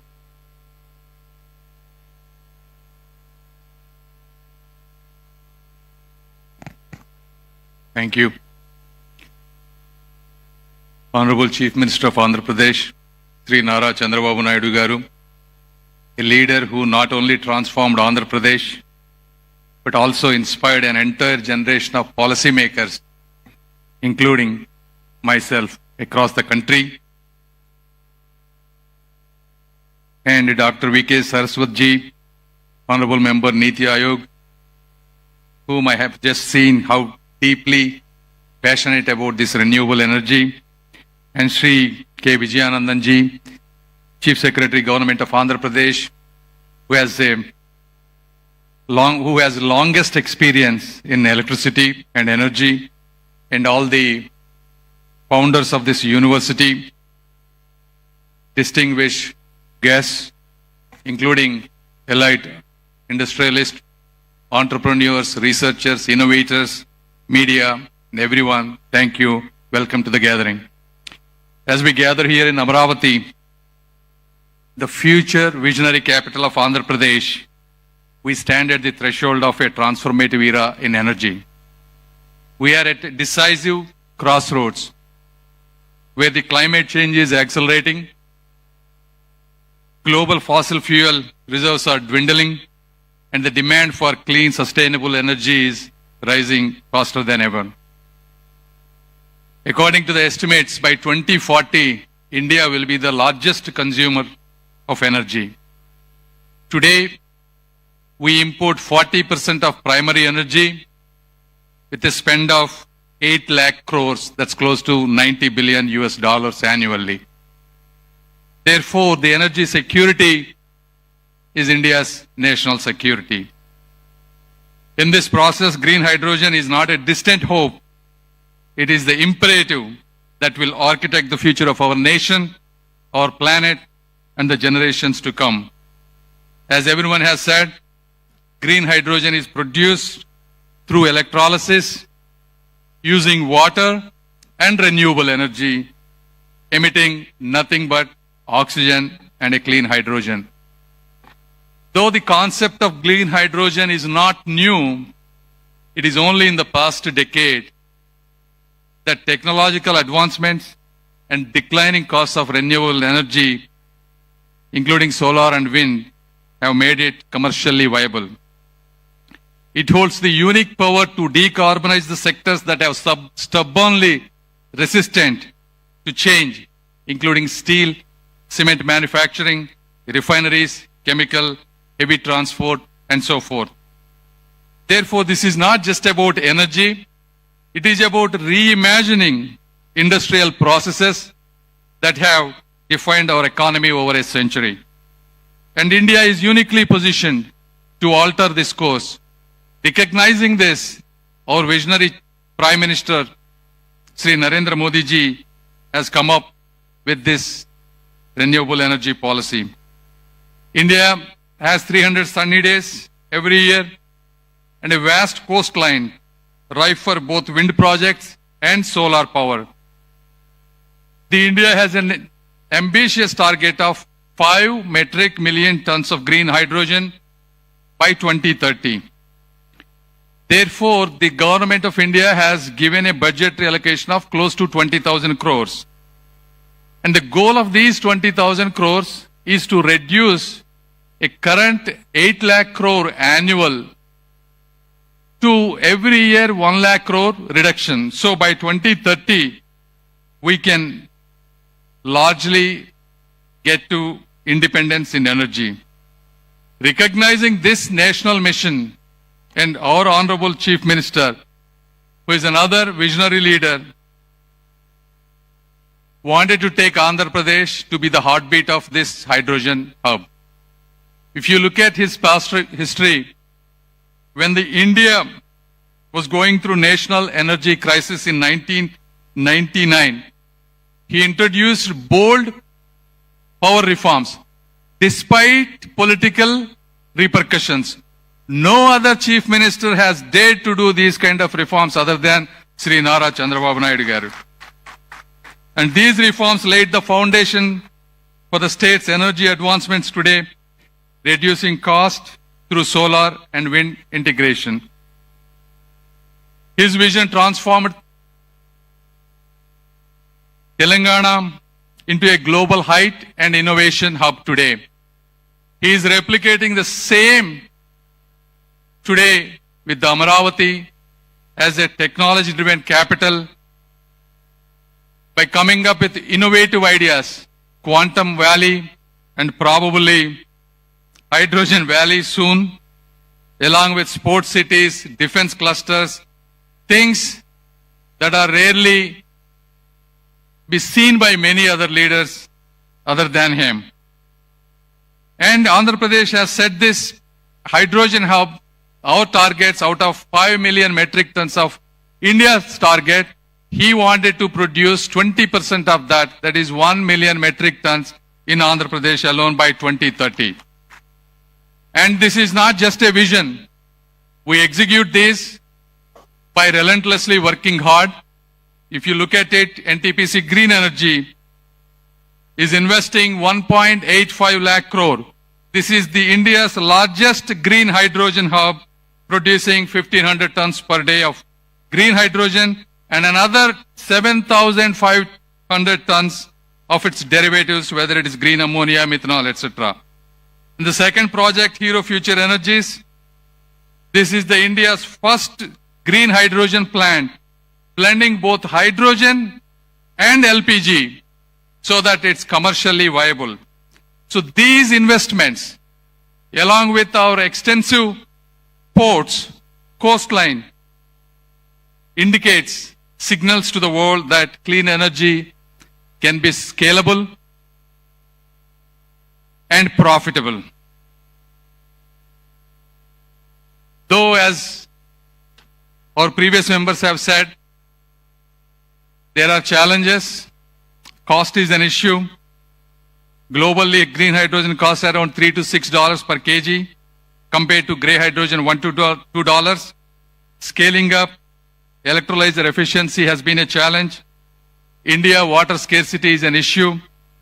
To produce 1 kilogram of green hydrogen, you need 9 liters of fresh water, and India's water requirements are doubling.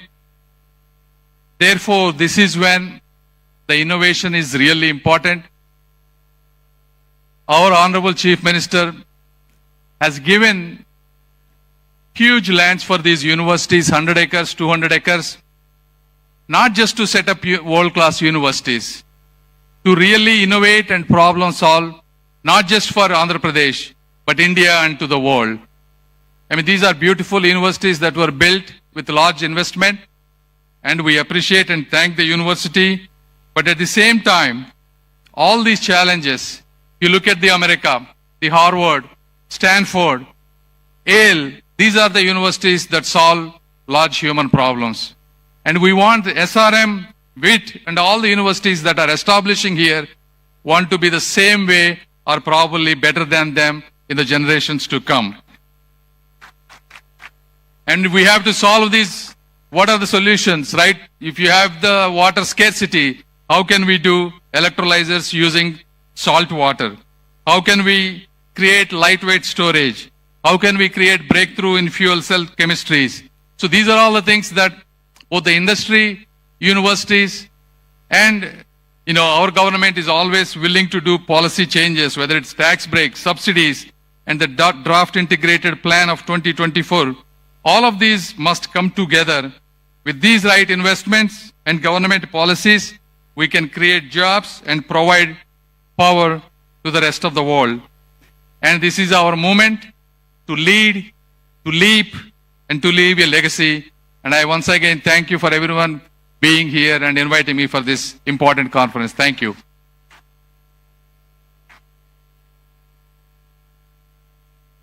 Thank you, sir, for your inspiring words and support. Ladies and gentlemen, the journey towards a green, self-reliant India needs more than innovation. It needs a visionary leadership to steer us to dream beyond. Today, we are honored to have with us our visionary leader who has transformed Andhra Pradesh into a hub of progress with remarkable strides in education, technology, infrastructure, and sustainable growth. His vision continues to inspire countless individuals and shape the future of our state. It is with great pride and deep respect that we now invite the statesman of our modern Andhra Pradesh, Honorable Chief Minister Sri Nara Chandrababu Naidu Garu, to share his vision and address this distinguished gathering.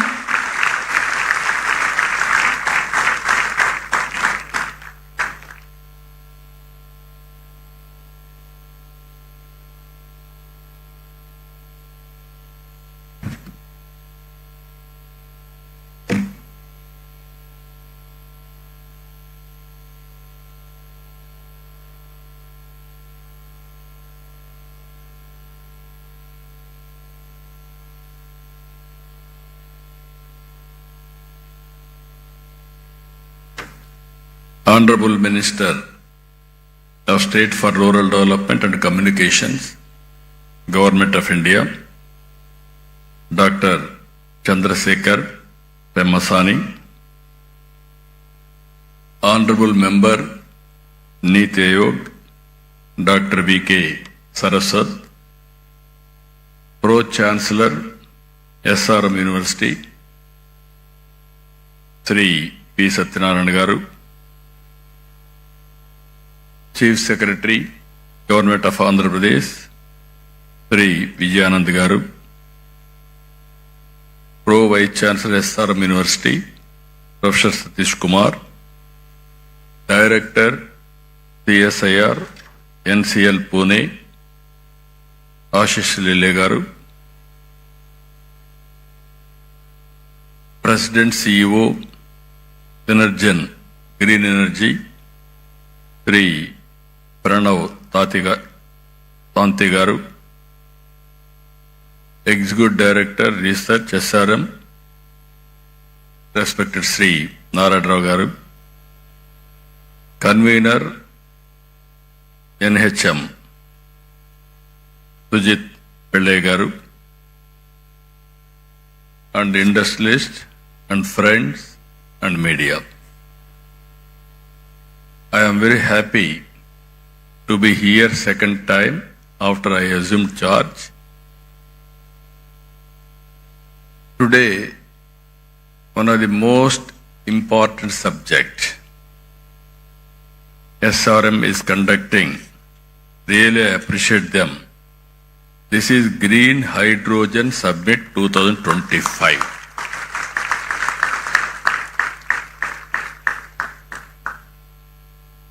Why I am saying this is very, very important?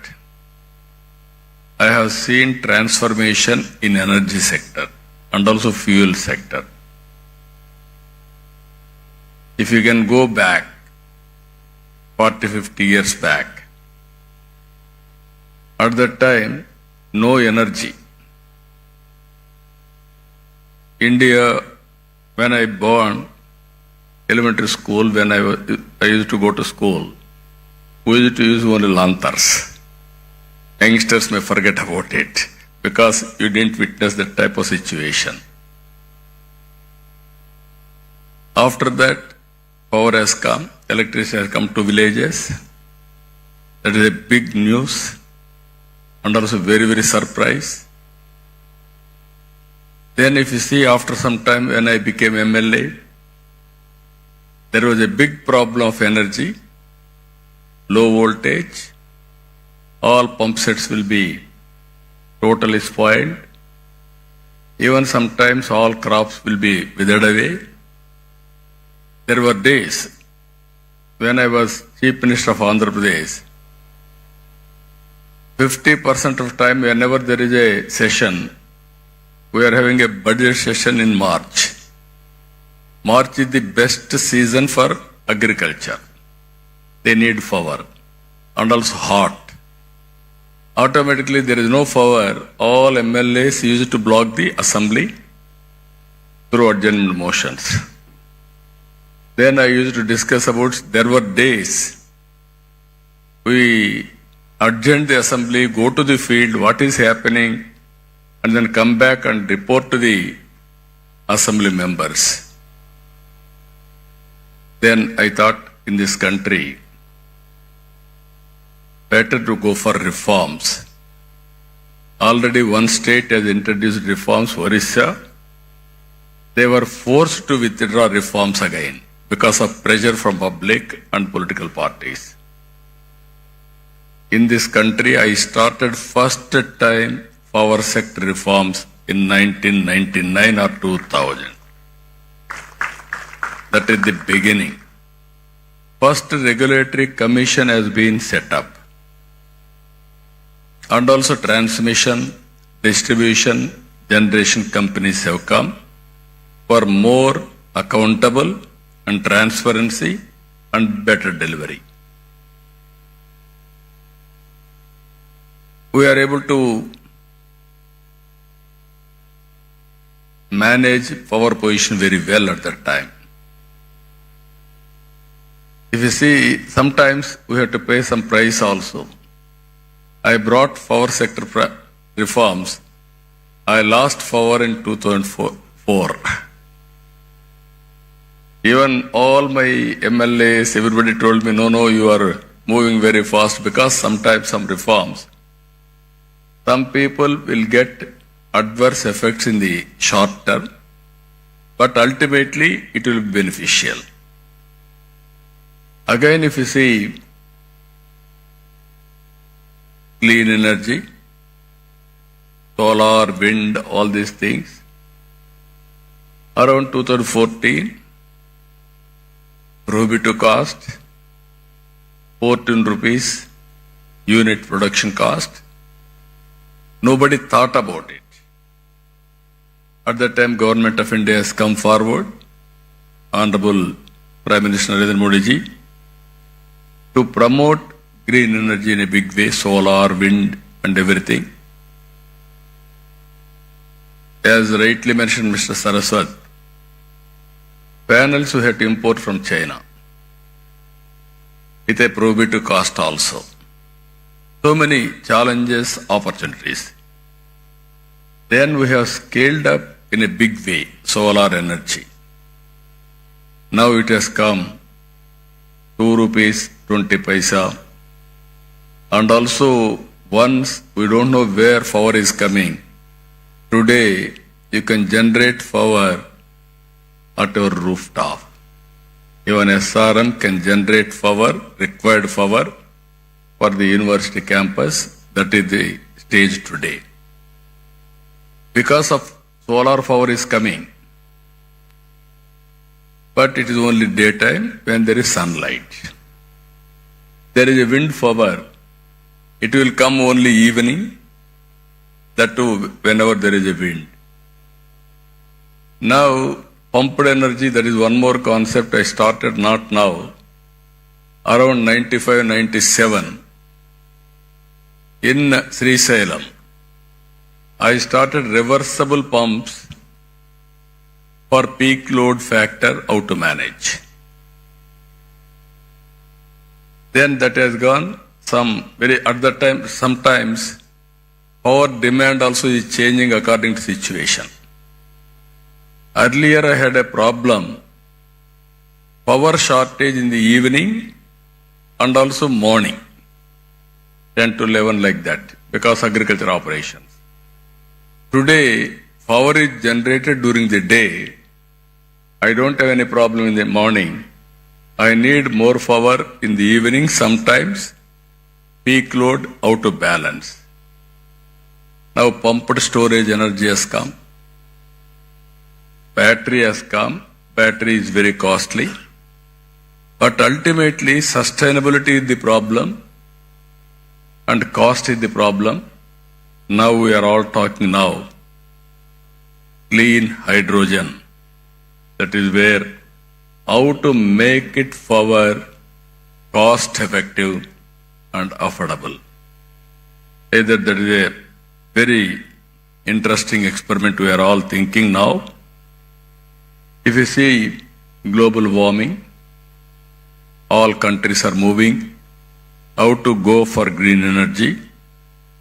If you see here, Honorable Prime Minister has announced 500 gigawatts non-fossil fuel energy by 2030 and also net zero by 2070. Clean hydrogen and its derivatives. We are aiming decarbonization. And we are discussing today and tomorrow here. This is where circular economy, recycling of water, recycling of energy recovery, so many things we are going to discuss. In this, Andhra Pradesh wanted to play very major role. There is one advantage I wanted to inform all of you. Andhra Pradesh, one advantage solar, second advantage wind, third advantage pumped energy, fourth advantage we are having beautiful sea coast, nearly 1,000 kilometers. Now green hydrogen, you wanted to, green hydrogen or ammonia, all these things you want to export. You need port facility. We are having 1,000 kilometers. Now people are coming to Andhra Pradesh because this is another advantage for us. Now in Visakhapatnam, our NetCap and Government of India NTPC subsidiary, they are going green hydrogen. Even Greenco is coming in a big way. Already they are having one hybrid model, what I told you very clearly, solar, wind and also pumped energy. Very cost effective. Now they are going in a big way, green ammonia in Kakinada. Even one more friend from England has come now to start racing on Krishnapatnam. Now every 50 kilometers there will be one port in Andhra Pradesh in the near future. That is our plan. So that I wanted to make it logistics hub. If you see water is available, even I can say my chief secretary, who is an energy secretary also, he had an abundant experience in energy. I started power sector reforms. He worked nearly 14 to 15 years in energy sector. No other IAS officer had knowledge about it. He had enough knowledge. With all these factors, what I wanted to announce here, even Andhra Pradesh wanted to contribute nearly 160 gigawatt capacity of green energy in the near future out of 500. This is the policy we have announced with 10 lakh crores investment and also 7.5 lakh employment and also green hydrogen and its derivatives 1.5 million metric tons per annum. Electrolyzer manufacturing capacity 3 gigawatt. Solar energy projects 78.5 gigawatts. Wind energy projects 35 gigawatt. Pumped storage energy 22 gigawatts. No other state is having this advantage. They may not have water or also hydrological balance also. Even we are going battery energy storage system 25 gigawatt per hour. That is our. This is also needed as of today. Ethanol 15,000 kiloliters per day. Bio CNG, CBG 10,000 tons per day. Clean tech manufacturing 20 gigawatts. Mine module molecular. Even we are going electric vehicle charging infrastructure, nearly 500 stations. For this, we have given excellent incentives. You can go ahead. You can see incentives. Even incentives for electrolyzer manufacturing also one of the best policy.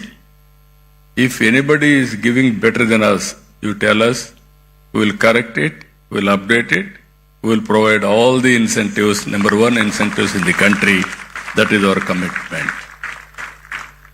So far, even so many companies have come. Even Reliance Industries has come. 500 compressed biogas plants. They are going to spend 65,000 crores. They are going to create 250,000 employment. Even Renew, largest RE complexes in the country was held in Guntakal. They are going to spend 22,000 crores and also 1.50 gigawatt renewable energy project along with one GWH PESS in 2 phases with the employment generation of 4,000. Even Power Renewable Energy Private Limited signed MOU. This is 7 gigawatt wind, solar, hybrid power projects with an annual estimated investment of 49,000 crores and employment potential of 33,000 employment. So this is where another company, AP, I told you already, NTPC and NetCap, Greenco also. Very interestingly, if you see history, in 83 my party announced fertilizer plant in Kakinada. Then one entrepreneur who is selected, KVK Raju, he started Nagarjuna Fertilizers. Today Greenco has taken over that Nagarjuna Fertilizers.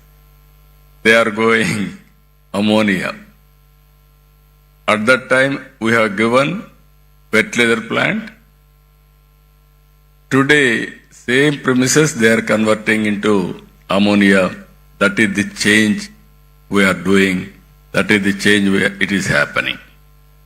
As I rightly mentioned, we are having all advantages.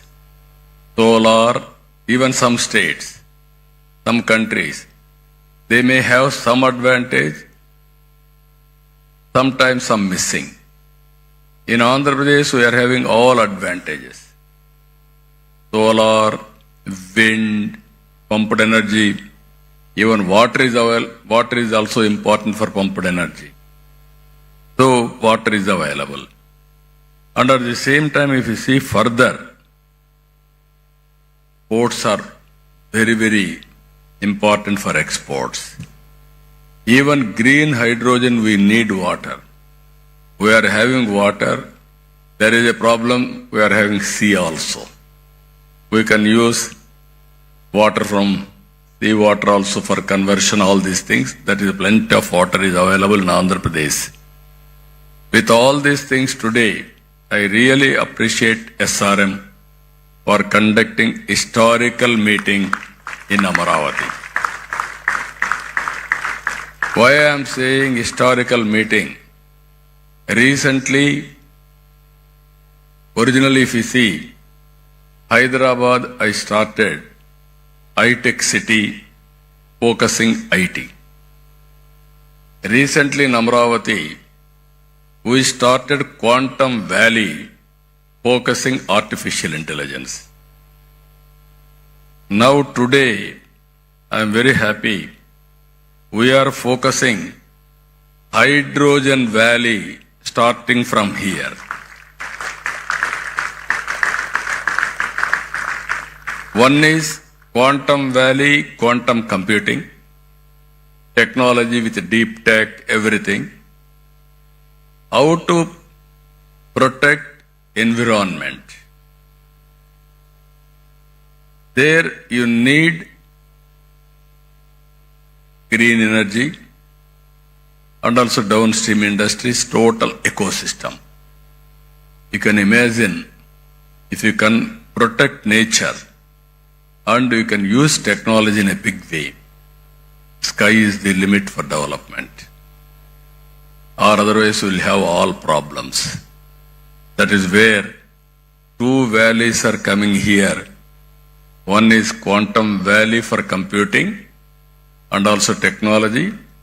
One is Green Hydrogen Valley from here to protect nature for sustainability. That is very, very important. Here I am asking SRM. They have done good work. This is only the beginning. I am requesting SRM to take lead to bring industry, green hydrogen players who are all in the field, and also research organizations and all users. How to take to logical conclusion. Today, it is a matter of cost. If we scale up, and at the same time, if we can go for innovations, you are all here. Our youngsters are also here. Continuously you will think you will get so many solutions. How to get best solution for reducing the cost, thereby affordability. That is only a game changer. For this hydrogen storage, transportation, and so many things, we can work it out. There I am saying today, after today, tomorrow, all discussions will conclude. We will declare Amaravati Green Hydrogen Declaration 2025. Same day next year we will meet again to review what we have done, what is the progress. Bring knowledge available globally. Bring all experts and players available globally. And also we will improve further with value addition. If you can provide all solutions, I am here to give proof of concept. Some chief ministers may not understand, but our Prime Minister is very clear. He had a clarity in technology and also vision. That is where I am saying always, right time, right place, right person. That is Narendra Modi ji as on today. Now India is having very good advantages. I am telling you again and again. Reforms has been started in 1991. First mover advantage in technology, that is 1995. Demographic dividend as a windfall gain. All other countries are facing a problem of aging, where India is able to provide capable and also very, very effective human resources to solve their problems. That is the strength of India today. Even some countries are depending on India for solving their problems or serving their community. India is having capacity to serve that. So with all advantages, I am appealing all of you, 2 days, have a good time, and also bring all innovative ideas and give it to us. We will implement it. We will meet again next year, same time here, what we have done, proof of concept, and then scale it up, then replicate, then it will be model for the global community also. That is where we are going to do it. I am very happy. This is very, very innovative summit and creative summit. Earlier, all education institutions means only teaching, only academic, not application. Even abroad, every university you are seeing, either Stanford, Harvard, or Purdue, so many universities, they are bringing all players together and they are giving solutions for the problem.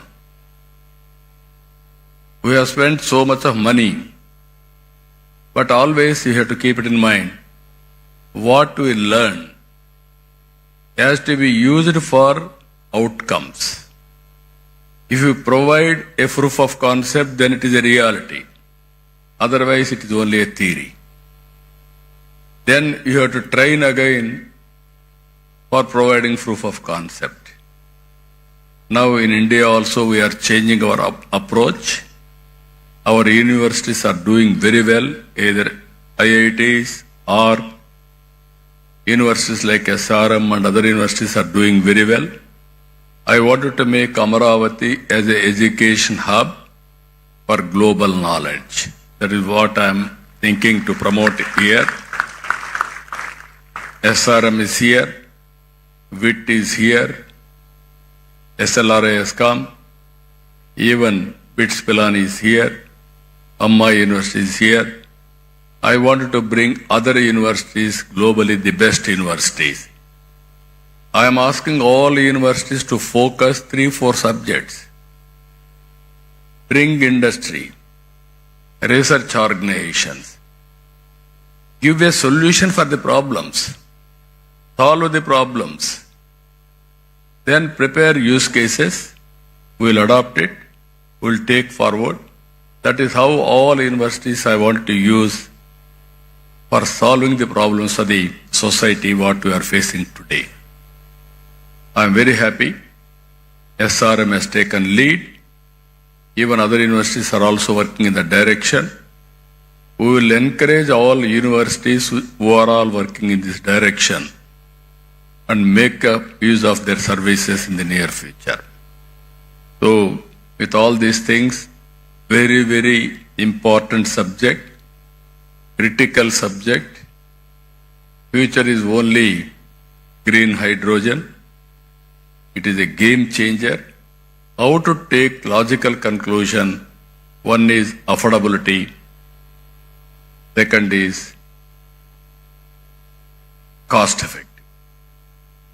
These two aspects, if you can break through, even I am asking all youngsters, they have to do innovative ideas, brainstorming with their colleagues, come to solutions. Even if you see today, Vijayawada and also Visakhapatnam are the best top 10 cities in India for having excellent skills. That is where reports are coming. In future, Andhra Pradesh will be the best state for entrepreneurship and also skills available in the country. That is what is going to happen in the near future. With all these things, really, I appreciate Mr. Satyanarayana, Pro-Chancellor, SRM, and Narayan Rao. Always he is pushing things. I wish him all the best. Once again, all members who are all assembled here, best of luck. I wish all the best. Thank you, one and all.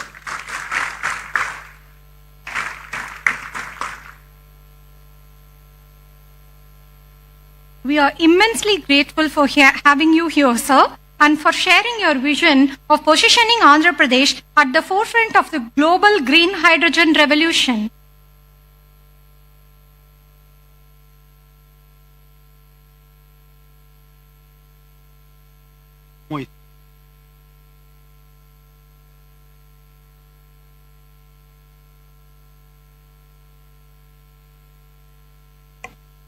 We are gathered here today in this landmark occasion to witness the signing of the two transformative memorandums of understanding between the Government of Andhra Pradesh with Yamuna and JKSH and Hinfra. First, we welcome Mr. Gal Bogin, representing Yamuna, for their visionary 1 million ton per annum green ammonia project at Krishnapatnam with an investment of 16,000 crores.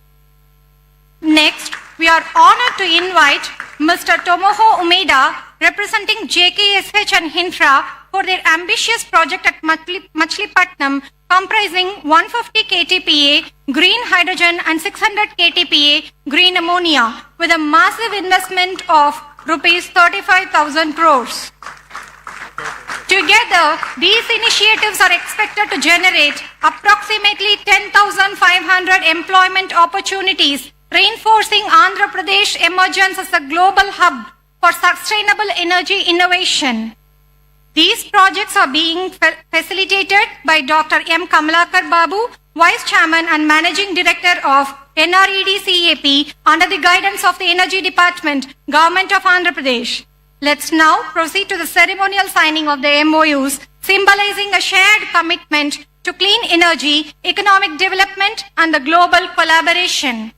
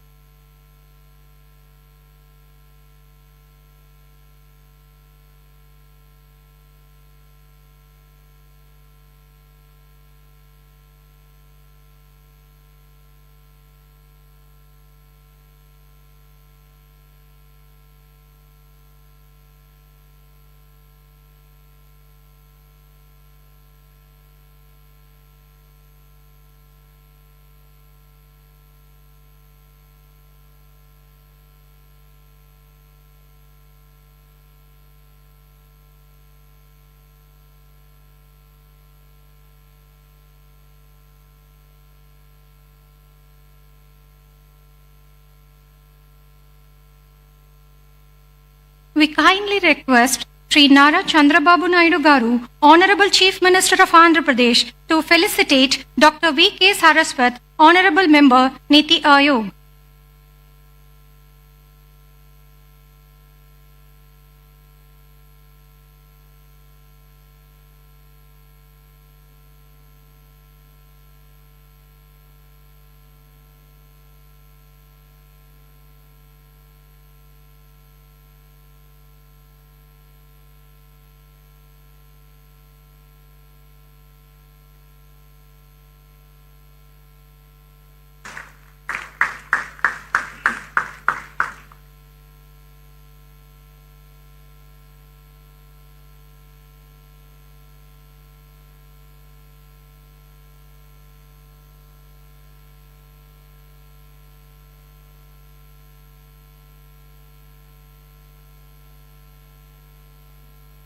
We kindly request Dr. P. Satyanarayanan, Pro-Chancellor, SRM University, Andhra Pradesh, to felicitate Sri Nara Chandrababu Naidu Garu, Honorable Chief Minister of Andhra Pradesh.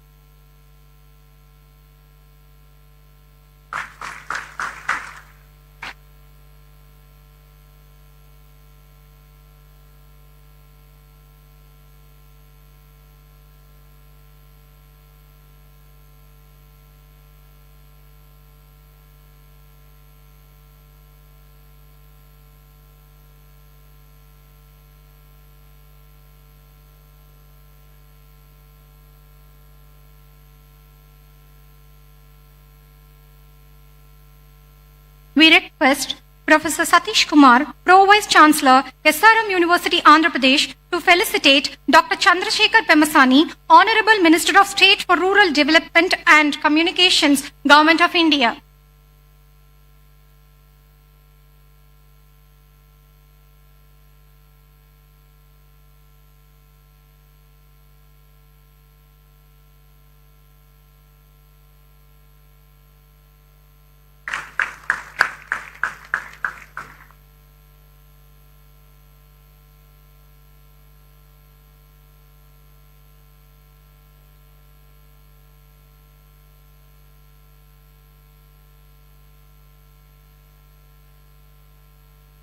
We kindly request Sri Nara Chandrababu Naidu Garu, Honorable Chief Minister of Andhra Pradesh, to felicitate Dr. V.K. Saraswat, Honorable Member, Niti Ayog.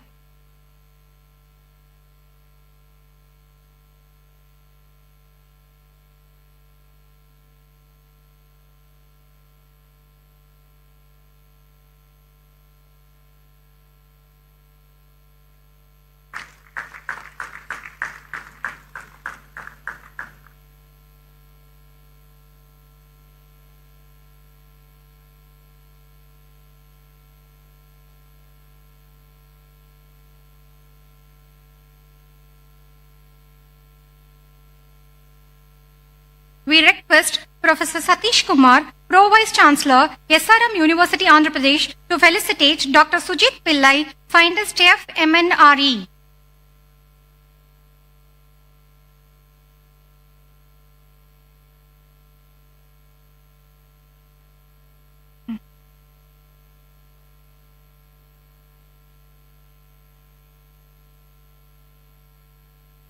We request Professor D. Narayan Rao, Sir, Executive Director, Research, SRM Group of Institutions, to felicitate Dr. Ashish Lile, Director, CSIR, NCL, Pune.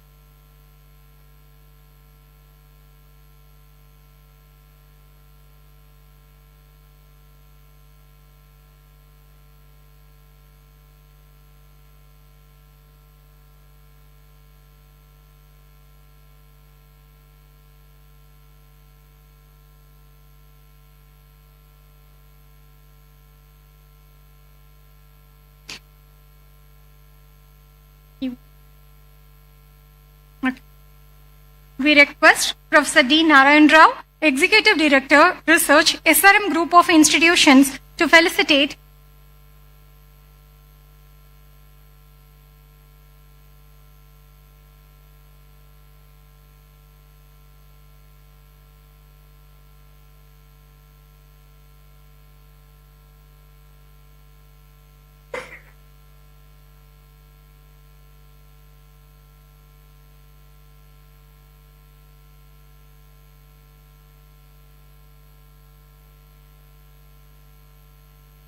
We request Professor D. Narayan Rao, Executive Director, Research, SRM Group of Institutions, to felicitate Dr. Ashish Lile, Director, CSIR, NCL, Pune. We request Professor D. Narayan Rao, Executive Director, Research, SRM Group of Institutions, to felicitate Dr. R.K. Malhotra, President, Hydrogen Association of India.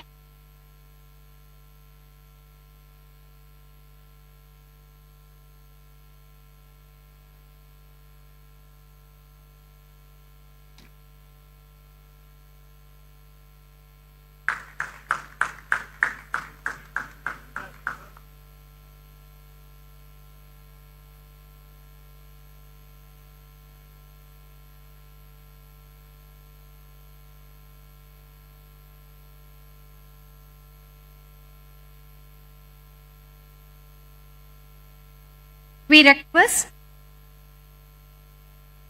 request Dr. P. Satyanarayanan, Pro-Chancellor, SRM University, Andhra Pradesh, to felicitate Mr. Pranav Tanti, President, CEO, Synergen Green Energy, USA.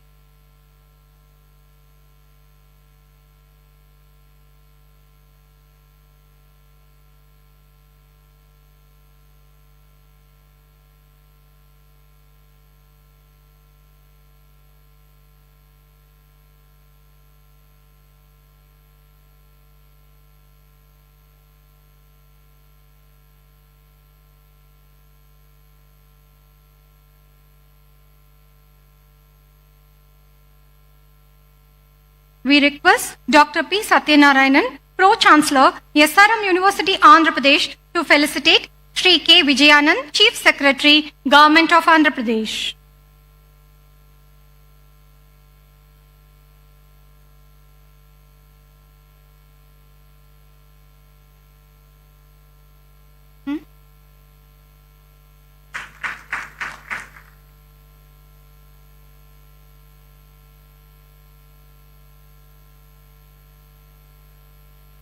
Finally, to conclude this inaugural session, we invite Dr. M. Kamalakar Babu, Vice Chairman and Managing Director, NREDCAP, Government of Andhra Pradesh, to deliver the vote of thanks.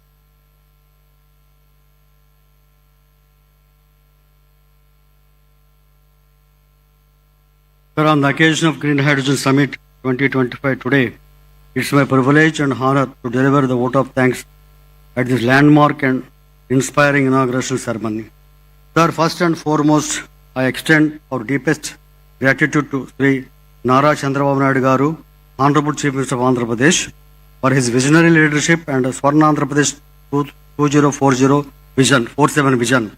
His commitment to sustainable development and the transformative integrated clean energy policy 2024 has laid down the foundation of Andhra Pradesh to emerge as a national leader in green hydrogen and also renewable energy innovation.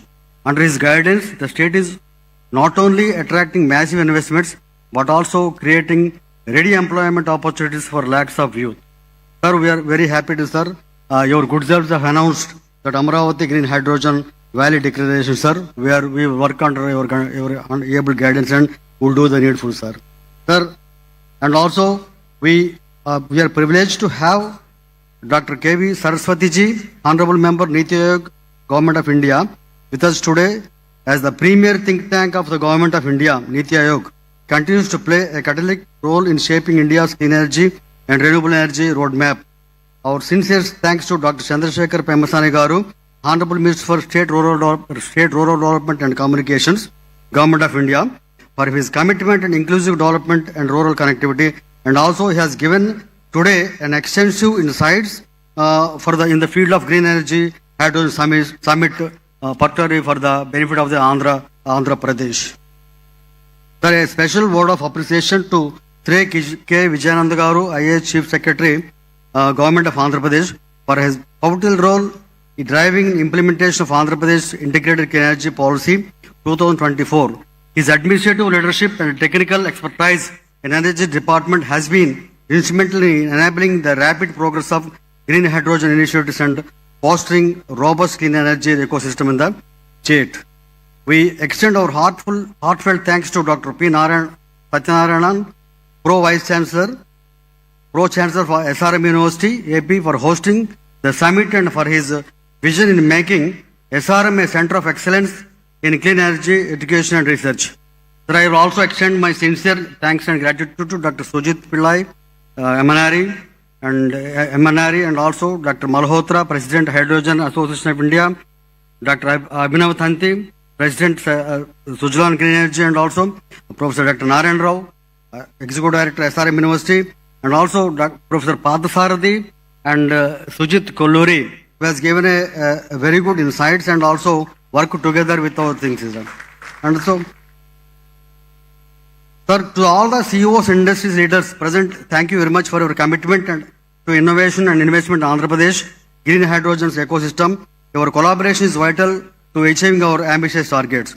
We also wish to acknowledge the invaluable contribution to our organizing partners, SRM University, Andhra Pradesh, IIT Tirupati, MNRE Government of India, NEDCAP. Your collective efforts have made the summit possible and impactful.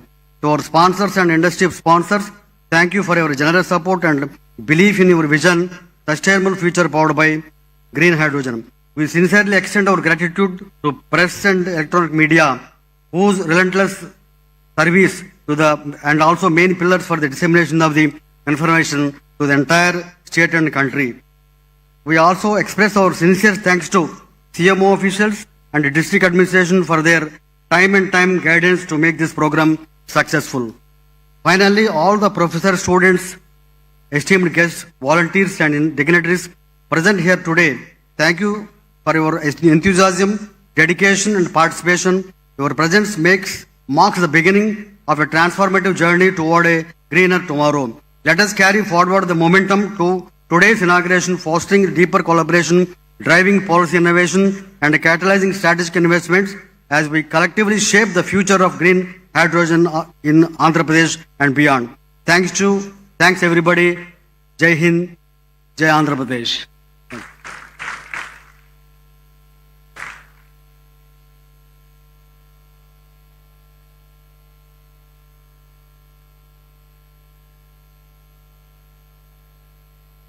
Please join us for a lunch break. We encourage you to use this time to connect with other participants and visit the booths in the exhibition area. Our volunteers will guide you. Please be here for the next session by 3:30 p.m. sharp.